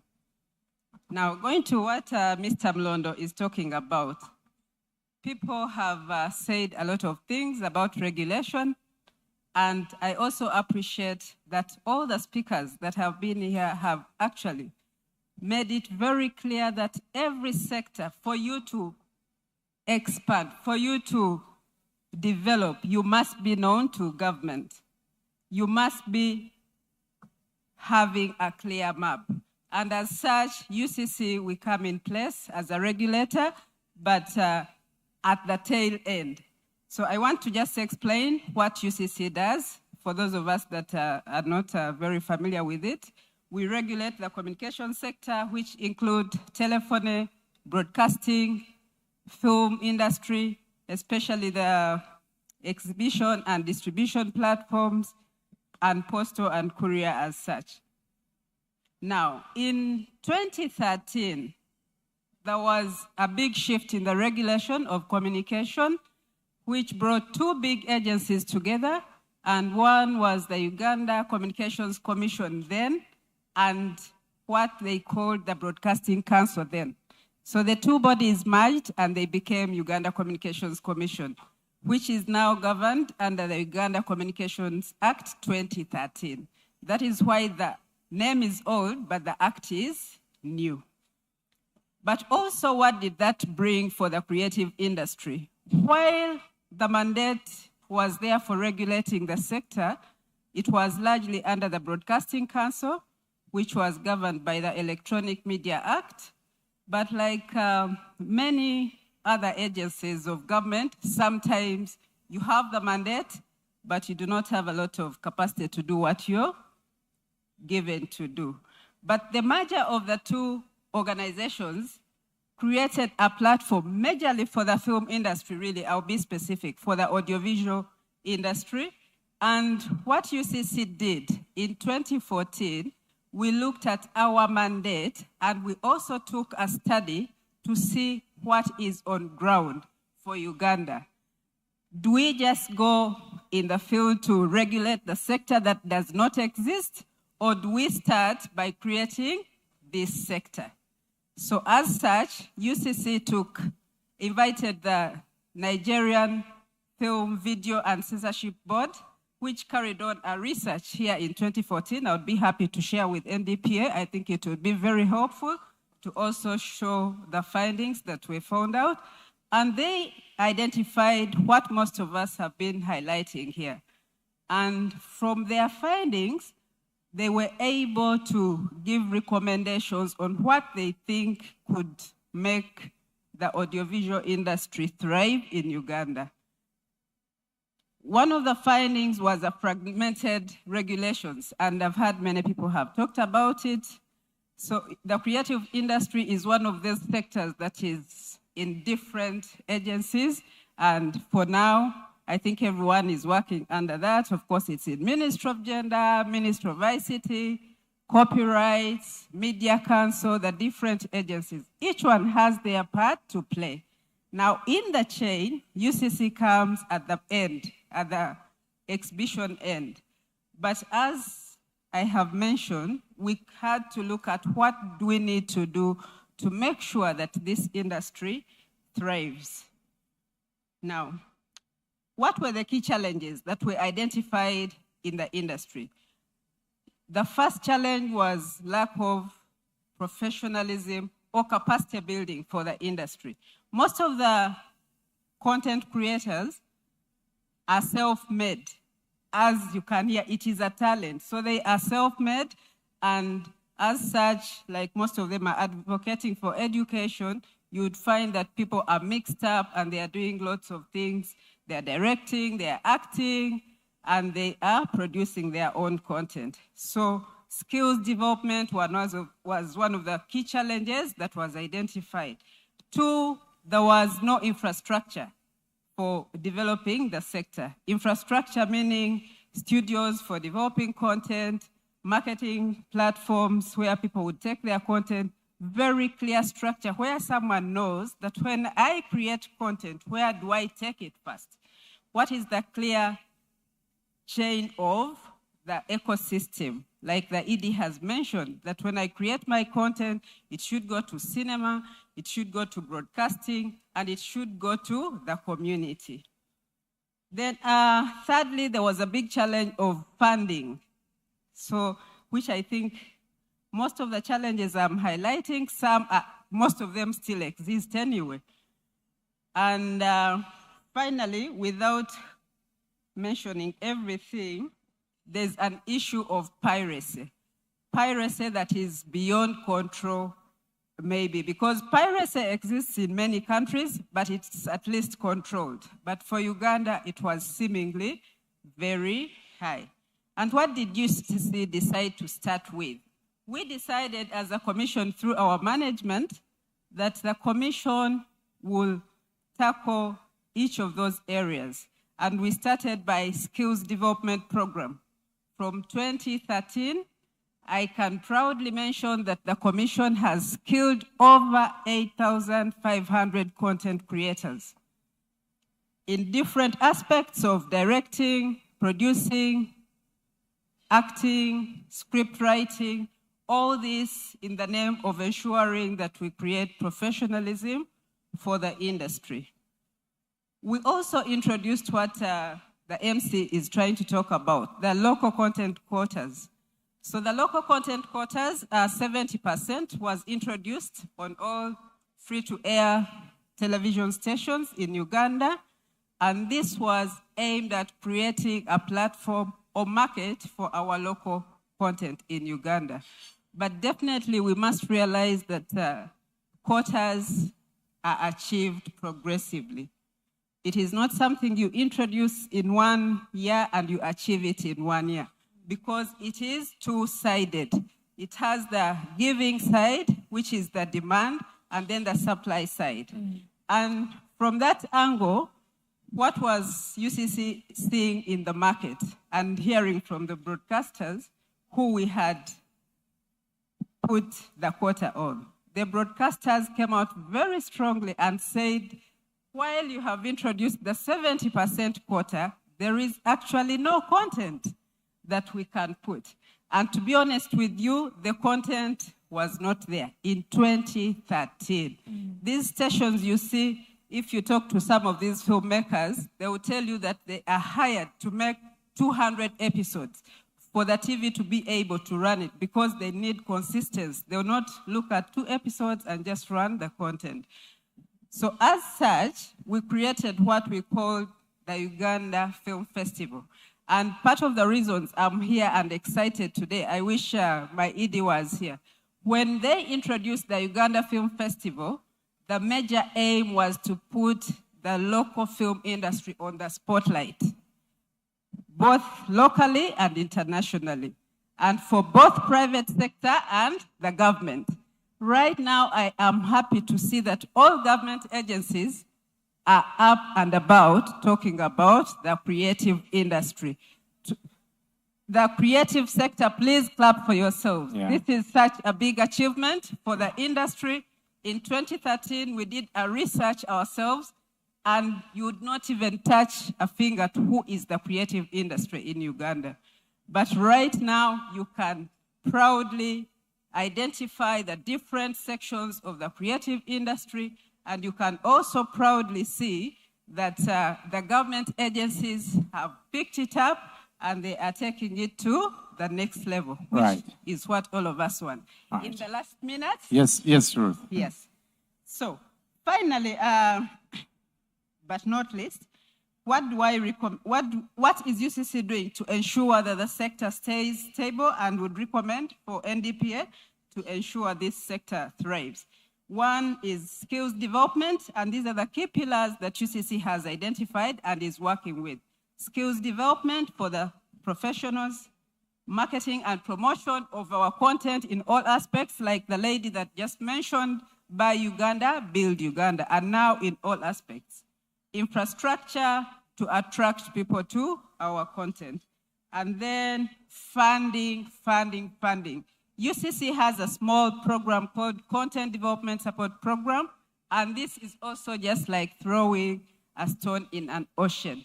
But you should see, I can tell you that the last year, when we put out a call for projects to be supported, because this is direct funding for projects, UCC received projects worth 30 billion shillings.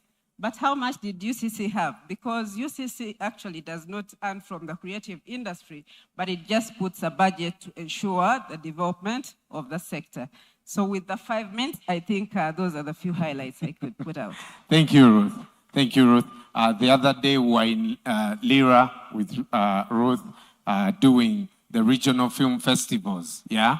On the 26th of April, there is the Northern Uganda Film Awards Gala. So I'm glad they are doing a good job. All right, so there are people, Honorable, there are people who traveled from Fort Portal. Yeah?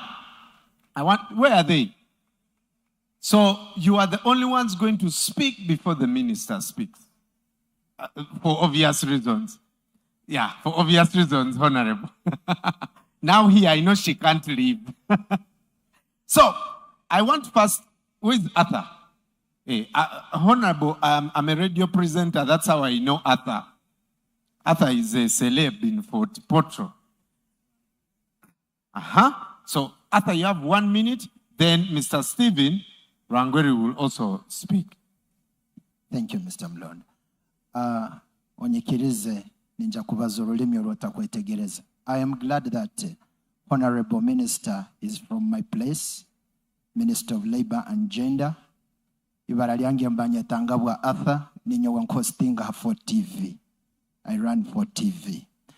Abole nyine bizibu binyakuletoro. Ekyo kubanza abana nabahaba mbarugaha music nebagaruka mu bitokoza bwongo. Habwaki nebahaba abokuba tibaino wokuba kumakuma. Ekyakabiri industry no bogijamo atahira musente. At the end of that day you get astray. No maliro buzire no genda monjai. Mbere ni nkusaba minister okwijja kurora ngo abana batoro bakora akasente hano Kampala kigumire naino kimanya abantu banu kubatahamu nikiguma nebetagiso mukono okubasindika aboleka kubogarukaga naitwe akiki okagarukaga naito okakwataniza na abantu banu abazine tubaine bakawa kansengera tubaine muzamiro ngunu buli kimu kiyono okutoro tukine obungondeze kubaza orutoro nkubatahurire bitukubaza ito tubageye nyona iwe. So nikusaba kiki ogaruko wetu toroku otuyireyo kimu hansi otutagike nito tuija hano akatale abayizira hano bakora akasente bakahindura olulimi bagaruka mu Ruganda bazina bakwata akasente. It's a challenge. Nikimanyisa tuine garuka yomuka tukakora nuko tukatunga akasente.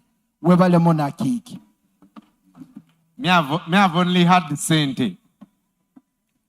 Okay, Akiki, Honorable Akiki will address that. 5 minutes, please. Mr. Stephen Rogweri, who is the also from Porto, please come, sir.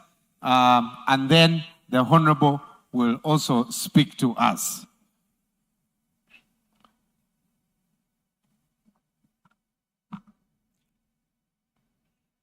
Thank you very much, the organizer. Protocol observed.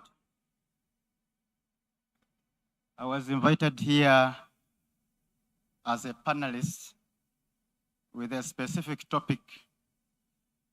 How can coordination and advocacy among different creative domains be improved for a strong industry voice? I'm not sure whether we are still in that order of panel presentations, but in my case, after listening to all these brilliant ideas and experiences, I had to adjust to the conditions and only make 3 observations. First of all, that the ED made it very clear that we are just beginning the policy development framework for the creative industry. When you want to stop debates, you ask forgiveness. You admit and then ask forgiveness. So for those of us who have been preparing to critique the policy environment of the creative industry, all the time we have spent is all wasted, because we have been told, and indeed true, that we are simply beginning to start establishing a policy environment that will make the creative industry thrive in the country. My three observations: one is that true to his word, we are a symbol of one of the remarks in the preamble of the ED, that in the policy framework we are going to develop, we are going to be inclusive. The biggest challenge, which many people are not talking about, is that the creative industry, everything is centered here in Kampala. Our being present here, our being invited here and given this platform, and a group from Toro in the rural area there, up country, already manifest that determination of the planning mechanism of the country to create a policy environment that will decentralize services, decentralize creative development services. Everything you can talk about, big artists, this mechanism of coordination, everything is here at Kampala. As if the creativity do not exist up country. My second observation, I come from, therefore within that observation, I come from Fort Potro, where we have led a movement of promoting creative industry from the point of the rural, the remote. When we grew up, we were made to believe that everything good, everything possible must be in Kampala. As we talk here, even we are not really scared to see all the systems, all the creativity, everything we are talking about, all these mechanisms are all here. So our thinking was, let us try from the remotest part of the world and see if we cannot identify the talents and develop them. I think that is our strength. So another point I come to from a background of innovation. In the last 5 years, we have been undertaking a research and developed a social innovation called the traditional artisan inclusion. And it's still in the social sector, in the artisan sector. In the innovation sector, there are a few things, a few insights we have learned over time, and which we are continuing to do research. Every society was created with tools of survival in equal measures, in the form of natural creativity, indigenous creativity, artisanship, heritage, and natural environment. God, or nature if you want, was very just. But we discarded our own tools of survival along the way, so that we become helpless consumers of other people's creativity, which they have now transformed into modern innovations which are transforming the world. I'm a freelancer review of innovations with the global handlers of innovations, like Million Lives Collective and MeetSolve. When you are given files from around the world to review, it is very difficult to land on a quality file from Africa. But yet, over 90% of the innovations which seek to be justified by targeting the most vulnerable will always begin with the word Africa in order to pass. What went wrong fundamentally? The very simple indigenous and natural processes like traditional crafting, poetry, weaving, games, riddles, and puzzles are spaces that maximize human imagination and could therefore be a foundation and an engine of innovation which are today driving transformation. We can turn our celebrated ghettos into creative hubs.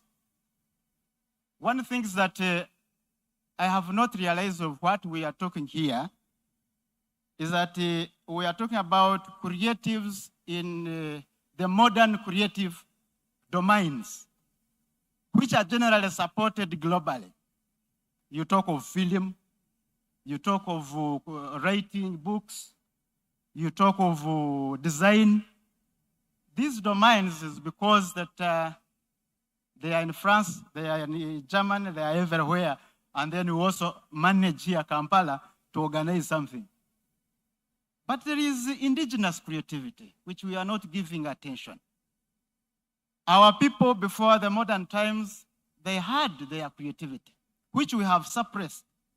The only person that has given me a very good inspiration in that line this evening is my namesake, Stephen. You know, he's Stephen Rwanjezi. They misspelled it. It was supposed to be Stephen Rwagweri. Anyway, he's Stephen Rwanjezi, I think from Kigezi, and I'm Stephen Rwagweri from at the slopes of Mount Rwenzori in the land of King Oyo. So I liked your approach of indigenous creativity, indigenous wealth. We have killed our indigenous creativity, we have killed our indigenous resources, and we have become, you know, partakers of other people's creativity. Then the other small point, there are many domains, since I'm given a topic on coordination mechanisms. Yes, certainly we cannot talk about coordinating something which does not exist. That's why in preparation I would have explained what are the coordination mechanisms in the sector, what are their purpose, the nature. All these we know, networks, you know, federations, and whatever stuff they are. But you coordinate what? For coordination to take place, the practitioners must be developed enough. At least you need to have some minimum number of practitioners in a particular domain who are surviving with a minimum viability. And then we start coordination. That's why I did not waste a lot of time going into the issues of coordination. So the real challenge for Uganda today is to rejuvenate, to reclaim our indigenous creativity and create these domains so that we can create vibrant coordination mechanisms. I also need to observe, and this gives me my other description of who I am. There are many domains which are coordinated at international level, but do not have chapters at national level of countries like ours. For instance, myself, I represent Uganda on International Council of Organization for Folklore, Folk Art, and Festival. This is a very big global network that coordinates folklore expressions, indigenous expression, folk expressions. And they are thriving all over around there. But when I became a leader there, I could not come here and start the same, because the systems, right, they need to begin right from the home level up to up. Then we have, I'm also representing International Federation of Coalition for Cultural Diversity. But I simply remain hanging up there. You go attend the international conference representing Uganda, all you do is when they read on the map and say, Uganda, you start and say, Present, sir. You take your cup of tea and come back. Why? Because when we are here, it requires a lot of work, like International Federation of Coalitions, like to create a coalition, a national coalition. The domains must be effective, must be active, And then you start. Then we don't have funding. In some of those countries, the funding of these networks are integrated within their national budgets. But here, of course, our priorities are different. We are still very far to invest in such a sector. Now, finally, I want to comment on very critical issues which many people might fear or might not feel comfortable to talk about, which should be reflected in the policy. There is my friend here, he keeps saying, I speak what others avoid. He has gone.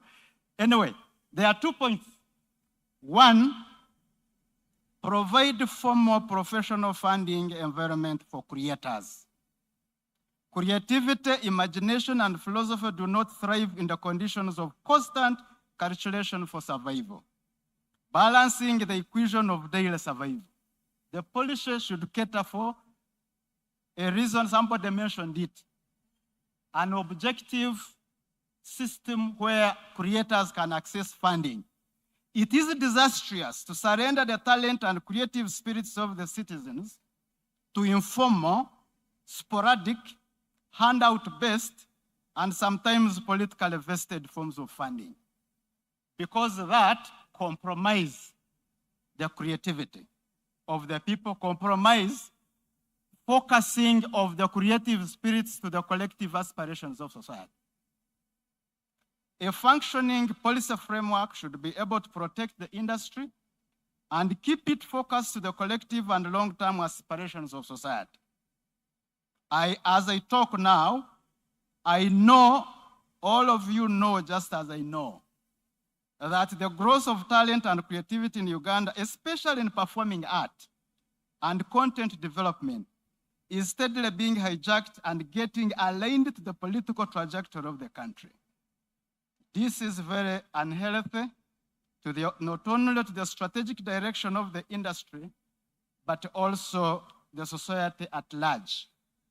Coordination mechanisms of practitioners like federations and networks in different creative domains are professional and objective. And therefore, they should never be created, utilized, and patronized politically. I thank you so much.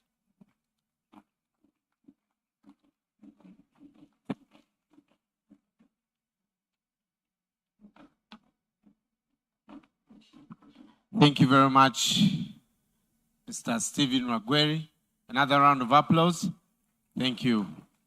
I now want to invite the Deputy Chairperson, Dr. Ole, to come.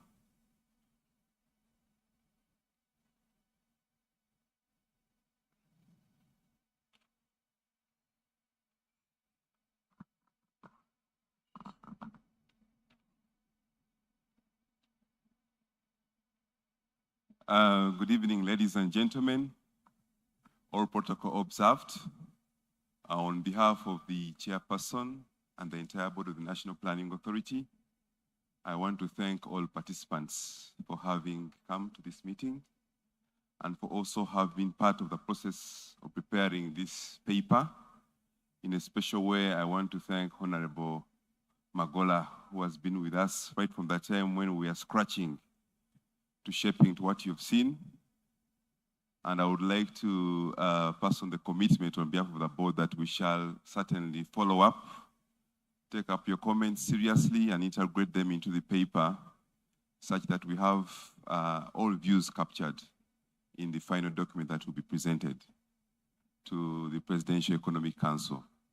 We shall also fast track the process to ensure that there is no further delay in getting these policy decisions made as quickly as possible. It's now my singular honor, ladies and gentlemen, to invite the Honorable Minister, Dr. Peace Mtuso, to come and make her remarks, give us a way forward as well as close. I thank you.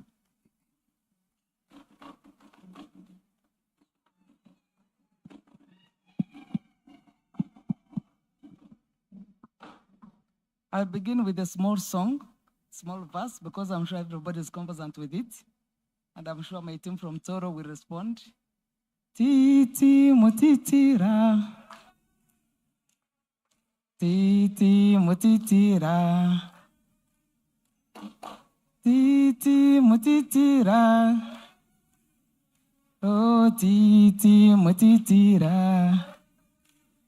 Oh, titi mutitira. Oh, titi mutitira. Jocelyn, come and sing the verse.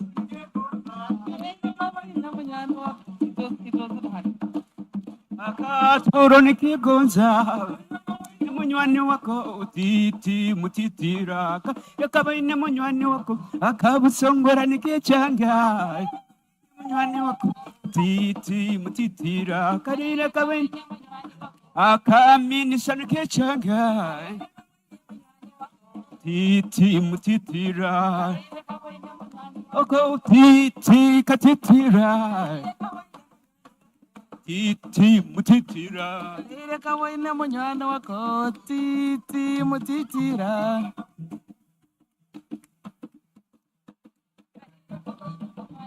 Thank you. Thank you so much. It's very important to include everybody. The representative of the Executive National Planning Authority. I don't know whether Dr. Movo is still around. Oh, our East Guru in planning, Dr. Movawara, Uganda National Cultural Board, our development partners, my colleague, Rachel Magola, the National Culture Forum. Let me observe the rest of the protocol as already established. I know 7 o'clock means a lot to women, but also because of the jam. But I want to first of all thank you for keeping around up to this time. I found this place full. It is half full for a reason. It's an honor and privilege to join you today on the 14th National Development Policy Forum under the insightful, timely theme, creative industry, as a catalyst for economic growth, harnessing opportunities, and supporting Uganda's creative talent. Today I've seen Canaan. If you want to refer back to the Bible, Moses had a lot of hurdle to lead the Israelites to Canaan. And at some point, when many were complaining that they were not reaching and they spent 40 years in the desert, he asked God to retire him. He was not so patient to see Canaan. And God put him on a mountain and showed him, this is the Canaan. Stretch your eyes and see where it is. But you can stop here since you have requested to retire. I am lucky that I have seen Canaan.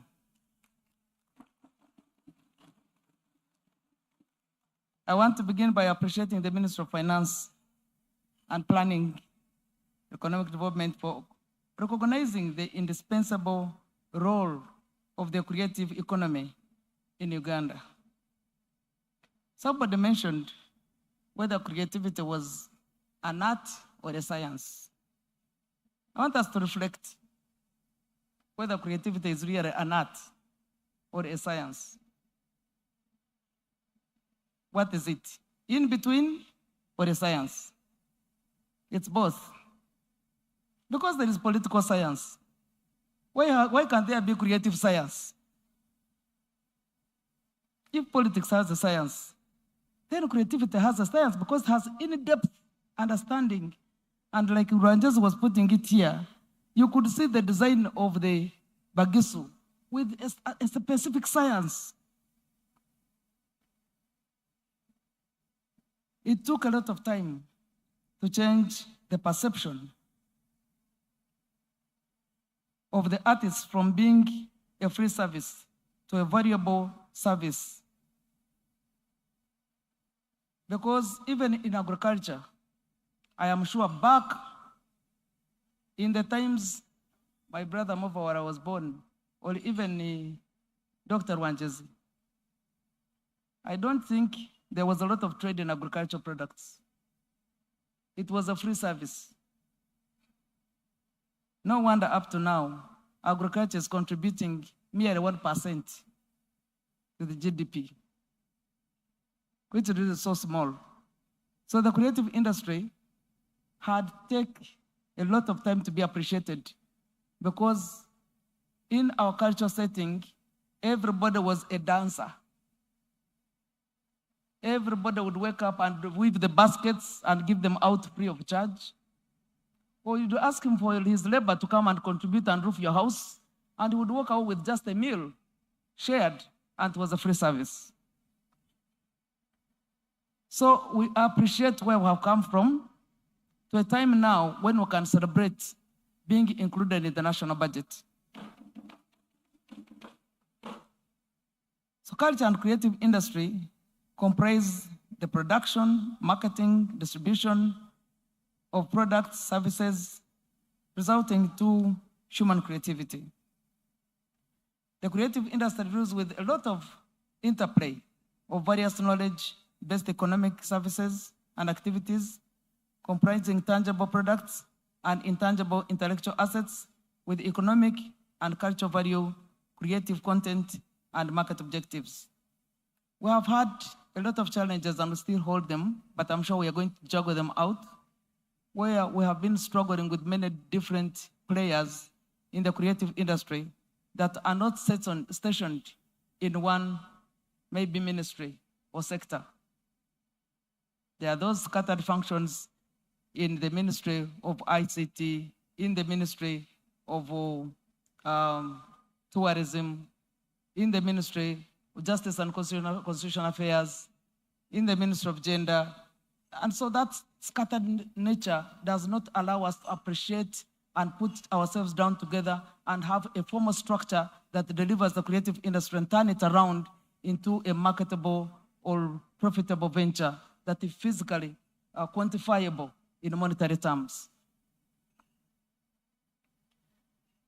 We appreciate that we have learned now from different players from the Middle East, from Nigeria, from South Africa.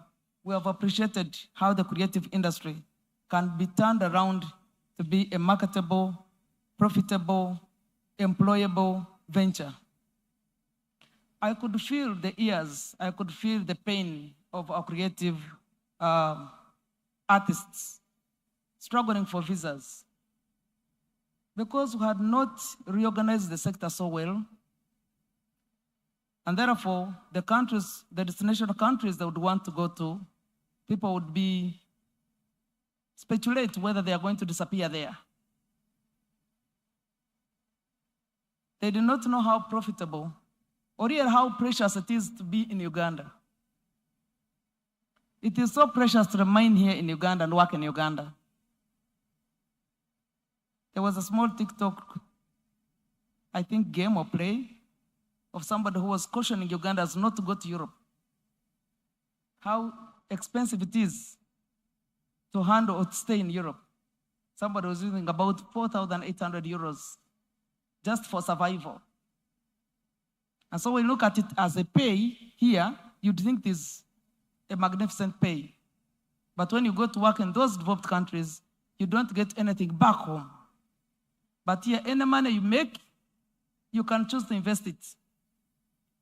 So Uganda is the best country to live in, as far as I'm concerned.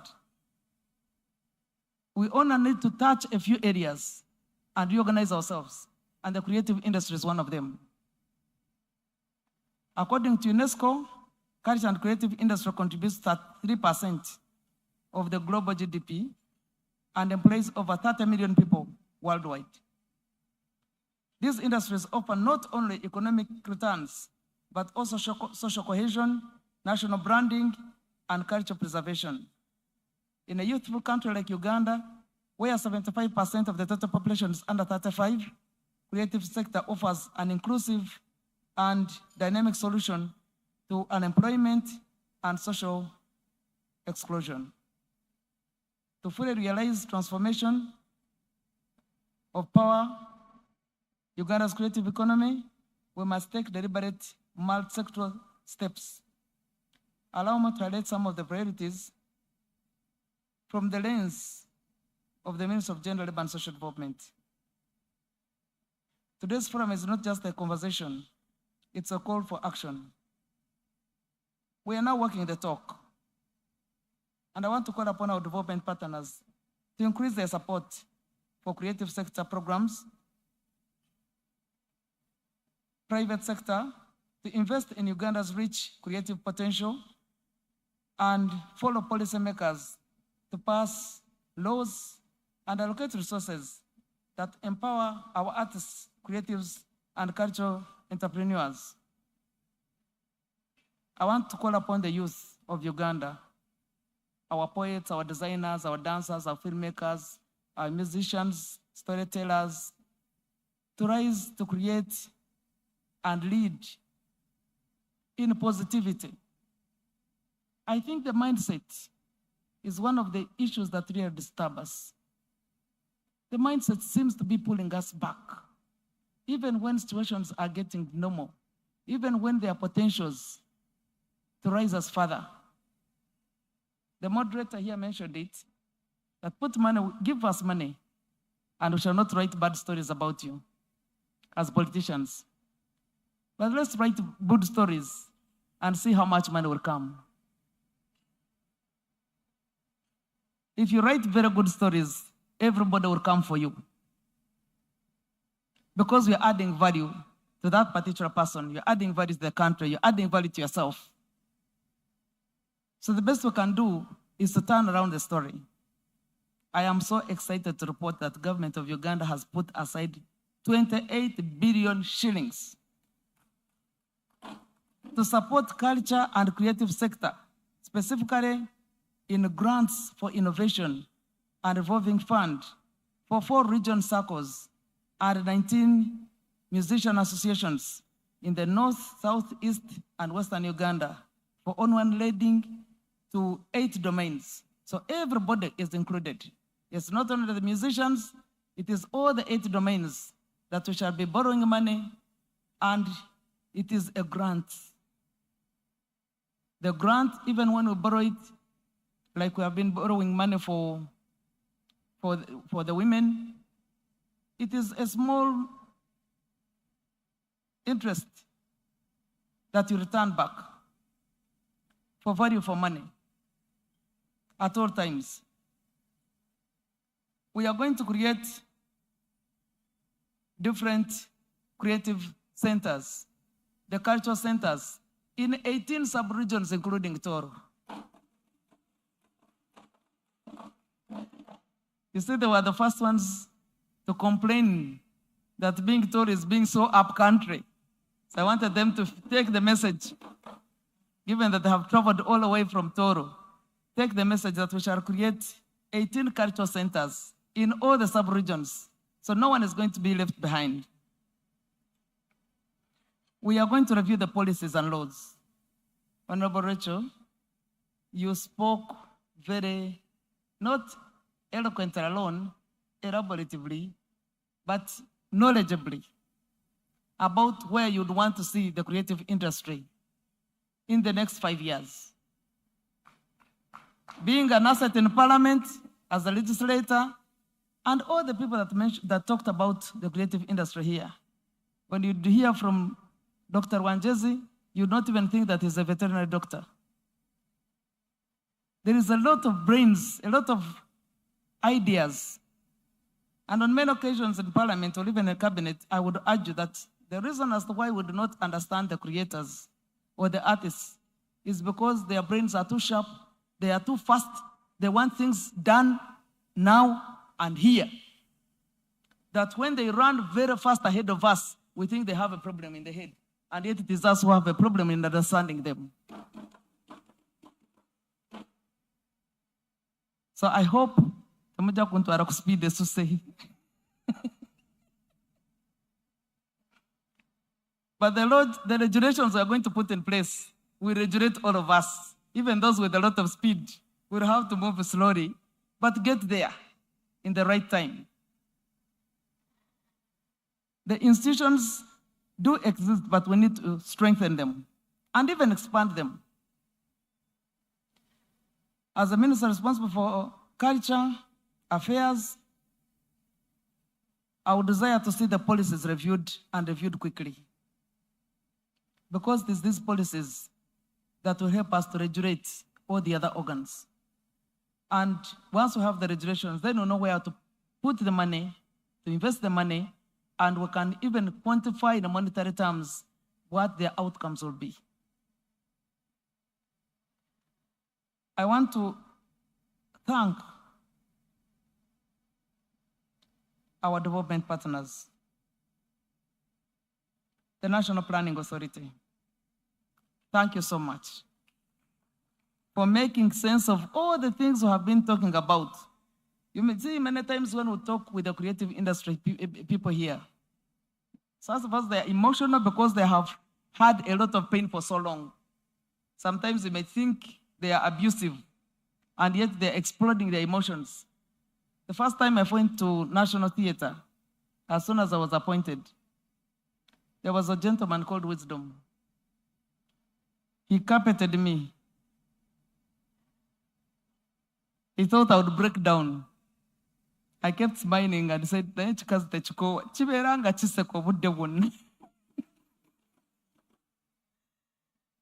they had had a lot of pain in their brains and in their minds, and they would not think that you have come for any good. All he came to do is that, and many of them, of course.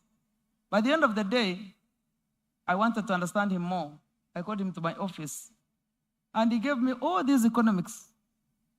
So was Ragadi, so was Baby Cool, so were the others, Fina Masanyaras and others. And I got to understand their creative industry. I had to learn very quickly because I realized I was going to lead a team that is charged and will not go anywhere unless you appreciate who they are and what they stand for and begin working in that line. So for so long now, I am about 8 years in the ministry. I can now comfortably state that we have achieved this together.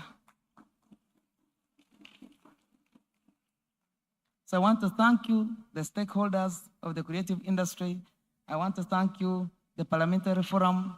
At least now we have a Parliamentary Forum on culture and creative industry with one of its own practitioners who is very vast with the industry.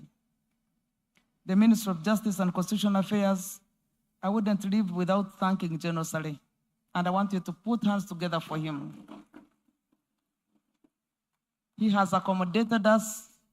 He has brought all the stakeholders for us to discuss with, walked this journey with us for about 5 solid years, and has at least made a point that we get into the national budget framework. So I want to thank Operation Wealth Creation, and please take back the message to General Saleh that we appreciate him very, very strongly. One of us actually referred to him as a mother. Did he say acting mother? Yes, he said acting mother to indicate that the real mother was not anywhere. The real mother was the Minister of Gender. So by the time they look for an acting mother, then the real mother must be in a big danger. So General Saleh is a very kind man. Even when the mother would appear to be not acting, he would call to listen to you, why are you not moving? And when he realized that we did not have the resources, but we had the will, he said, let us move that will to where the resources are. And here we are all together celebrating the joy of this patience, the joy of hard work, the joy of combined effort to reach this far. I want to assure you that from now forthwith, we shall have a number of interactions, and don't get tired. The consultations will be at regional level. In all the 19 different regions, we shall reach. Because all the creative different areas have something new to bring on the table, and wouldn't want to lose it. I want to end by reaffirming this unwavering commitment to ensure that Uganda's creative industries receive the recognition, the resources, the respect they deserve. Together, let us shape a future where the arts are not merely a reflection of society, but a foundation of economy and a beacon of our identity. I want to thank you. May God bless all of you, and together we shall make it to wherever we wish to be. I thank you. Thank you very much, Honorable. Thank you. I'll request you to stay on the stage. Let me ask our panelists to join Honorable on the stage. Deputy Chairperson, Honorable Magola, please come.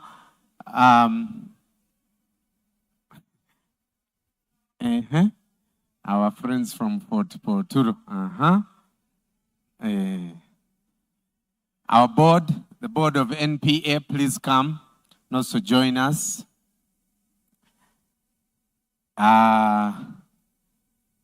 Yes, Mr. Nyanzi, please join us together with the representative from BIFA. Please come to the stage. Let's have this image. Our partners, GIZ. Is Patrick here? Yes, Patrick, please come. The deputy coordinator of OWC. Yes, this is very critical. This is part of wealth creation. Patrick.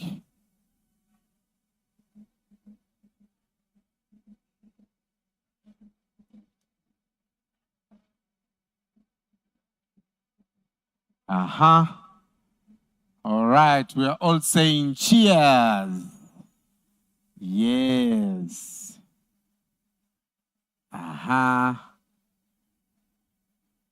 Everybody say creative.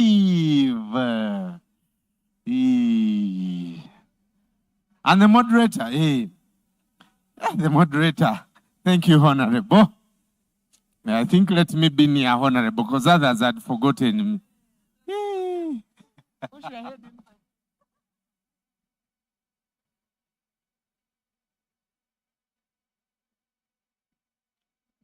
Thank you very much.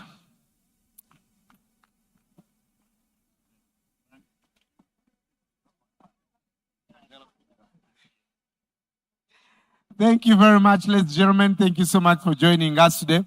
This is the first of very many stakeholder engagements. You had the process. Dr. Mvala explained it has to go to cabinet finally. Yeah.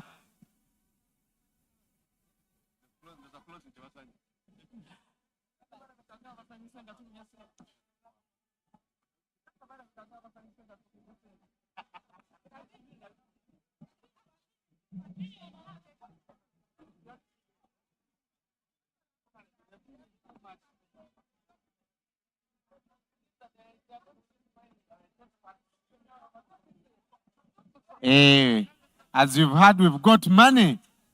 We've got money. Please engage with the minister. Speak to some of our people from NPA, GIZ. Make the connections. Bannange, Honorable Peace agambye waliwo akantu ke mutabuuse buli domain musako egenda kufuna sente naye akantu ako temukategedde. Ladies and gentlemen, safe travel back home. Let's continue engaging. Much appreciation to NPA and GIZ for organizing this forum. Until next time, thank you.